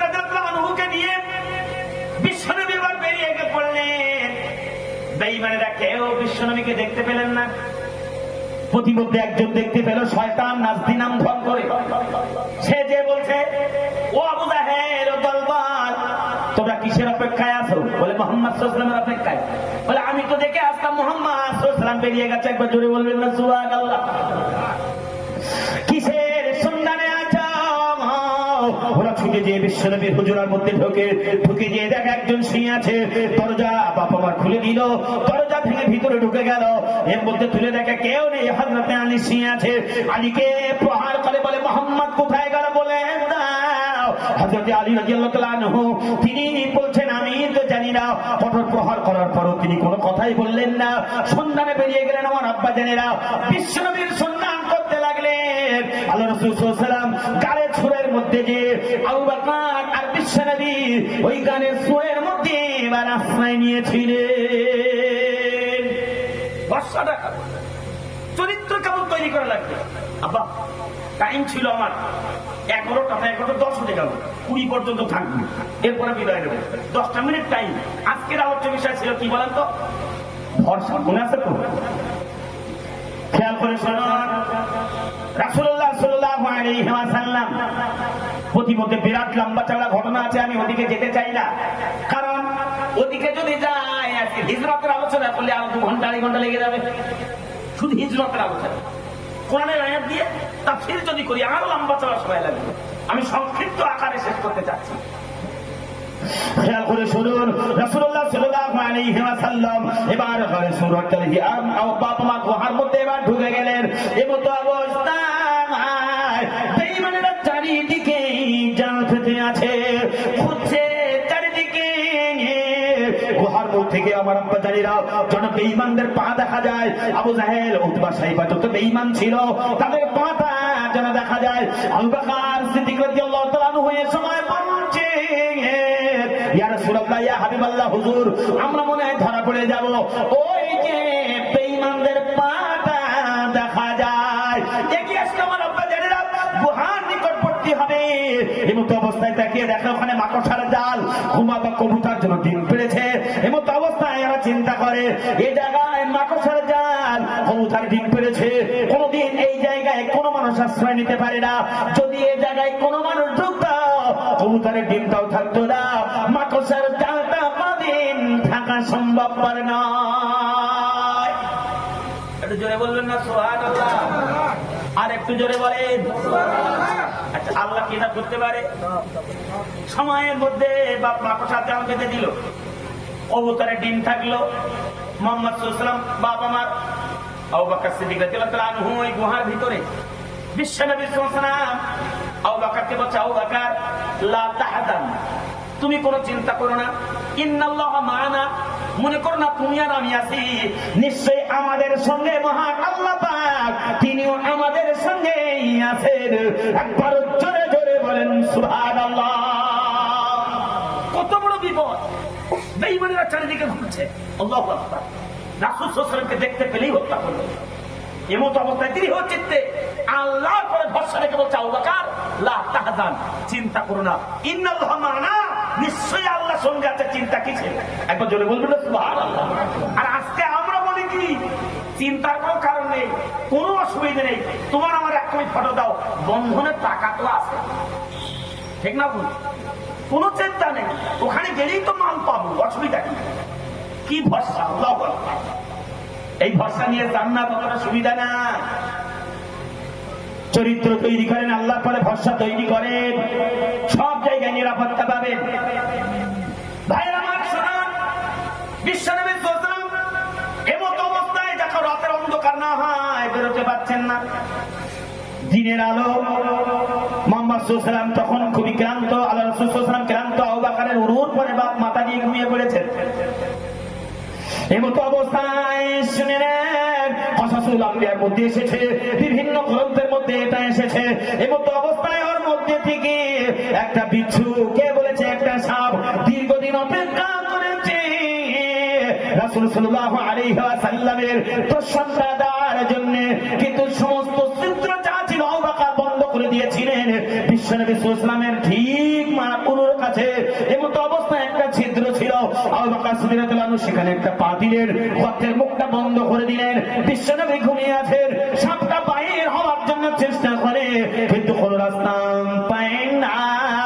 আবু বকর রাদিয়াল্লাহু আনহুর পায়ে যখন কামড়িয়ে দেয়, প্রচন্ড যন্ত্রণায়, প্রচন্ড জ্বালায়, আবু বকর রাদিয়াল্লাহু আনহুর কখন চোখ দিয়ে অজান্তে বিশ্বনবীর গায়ে চোখের পানিটা পড়ে যায়।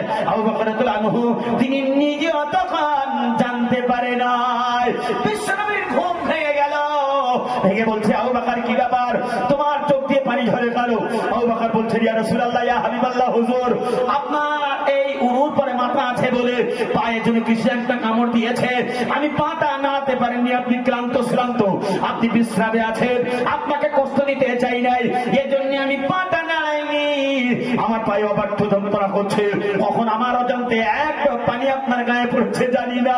ইয়া রাসূলুল্লাহ, ইয়া হাবিবাল্লাহ। রাসূল সাল্লাল্লাহু আলাইহি ওয়াসাল্লাম বলেন, আবু বকর পাটা তোলো। পাটা তুলে দিলেন। বিশ্বনবীর থুতু মোবারক আবু বকর রাদিয়াল্লাহু আনহুর পায়ে নয়, ভালো করে শুনুন, আবু বকর রাদিয়াল্লাহু আনহুর মুখে কিংবা মাথা থেকে লাগিয়ে দিলেন। সমস্ত বিষ নিষ্কাশ হয়ে গেল। আবু বকর রাদিয়াল্লাহু আগের চাইতে আরো বেশি সুস্থ অনুভব করলেন। একবার জোরে জোরে বলেন সুবহানাল্লাহ। একটু জোরে বলবেন না সুবহানাল্লাহ। কি নবী পেয়েছি বাবা, রাতের অন্ধকারে রাসূল সাল্লাল্লাহু আলাইহি ওয়াসাল্লাম বেরিয়ে গেলেন। আমি আপনাদেরকে এটাই বোঝাতে চেয়েছি, ভরসা কেমন ছিল, বিশ্বাস কেমন ছিল। রাসূল সাল্লাল্লাহু আলাইহি ওয়াসাল্লামের সামনে শত্রু, পা দেখা যাচ্ছে, তারপরে বলছে লা তাহজান, চিন্তা করো না, ইন্নাল্লাহা মা'ানা, আল্লাহ আমাদের সঙ্গে আছে। ভয়ের কিসের কারণ? আল্লাহর পরে ভরসা করি, তিনি আমাদের নিরাপত্তা দেবেন। একবার জোরে বলবেন না সুবহানাল্লাহ। আজকের মুসলমান শুনুন, আমরা সেই নবীর উম্মত, আমাদের চরিত্রটা কেমন হবে? হাজার মুসিবতের মধ্যে পড়লো, হাজার বিপদের মধ্যে পড়লো, আমাদের চরিত্র, আমাদের কোয়ালিটি এমন তৈরি করতে হবে যে আমরা কখনো হারামের নিকটবর্তী হব না। আল্লাহ আমাদের পরে আছেন, তিনি নিশ্চয়ই আমাদের বাঁচার কোন রাস্তা বের করে দেবেন। একবার জোরে বলবেন না। আজকের উল্লেখিত বিষয় রেখেছিলাম, সেটা কি? সেটা হলো ভরসা। এই জন্য ভরসার পর তাফসীর করতে করতে 2 ঘন্টা হব মাত্র 5 মিনিট বাকি আছে। আমি চেষ্টা করব এই 5 মিনিটের মধ্যে গুরুত্বপূর্ণ কয়েকটা কথা বলে বিদায় নেওয়ার। আমি পরিশেষে এটাই বলতে চাই, আল্লাহর পরে ভরসা তৈরি করে আমরা ঈমান আমল তৈরি করে নিই, নতুবা বাঁচার রাস্তা নেই। রাসূল সাল্লাল্লাহু আলাইহি ওয়াসাল্লাম এবার বলেছেন, পৃথিবীতে যারা 4টে কাজ করবে আমার পরে ভরসা রেখে, আমি নবী জানিয়ে দিলাম, তাদের কেউ কোনো প্রকারে একটা লোম পর্যন্ত স্পর্শ করতে পারবে না। একবার জোরে বলবেন না সুবহানাল্লাহ। আর একটু জোরে বলে। রাসূল বলে দিয়েছেন, 4টে কাজ যারা করবে, যে যত বড়ই ষড়যন্ত্র করুক না কেন, টোটাল পৃথিবী যদি ধ্বংস হয়ে যায়, যারা 4টে কাজ করবে আমি নবী নিরাপত্তা দিলাম, তাদের কেউ লোম পর্যন্ত স্পর্শ করতে পারবে না। আমি নবী কথা দিলাম, টোটাল পৃথিবী ধ্বংস হয়ে গেলেও তাদের কোনো ক্ষতি করতে পারবে না। একবার জোরে বলবেন না সুবহানাল্লাহ।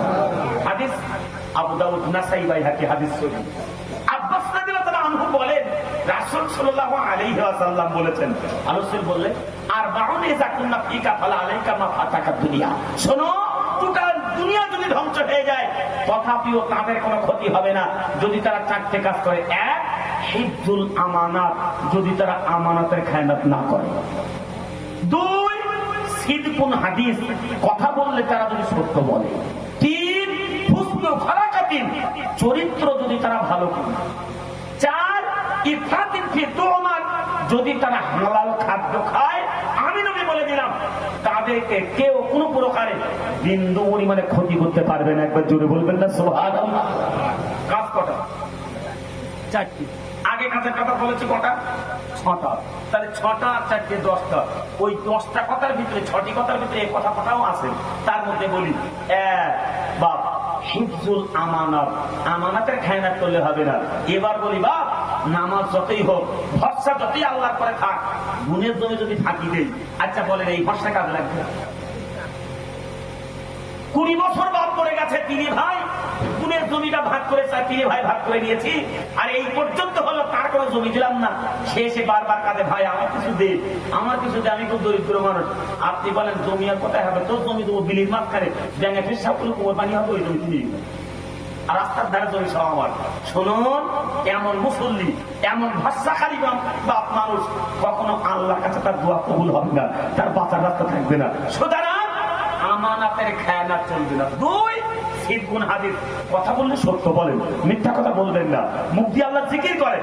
আজীব ব্যাপার, এই মোবাইলে 860 টাকা 900 টাকা 1000 টাকা মেরে ডাইরেক্ট মিথ্যা কথা বলছে, ঠিক না বলছে। বক্তা বলেন, শ্রোতা বলেন, সব পড়ে গেছে এর মধ্যে। হুজুরের ফোন করতে, হুজুর আপনি কোথায়? যদি ঢুকিয়ে গেছে 2 মিনিটের মধ্যে, আধা ঘন্টা হলে এখনো ঢুকিয়ে গেছে।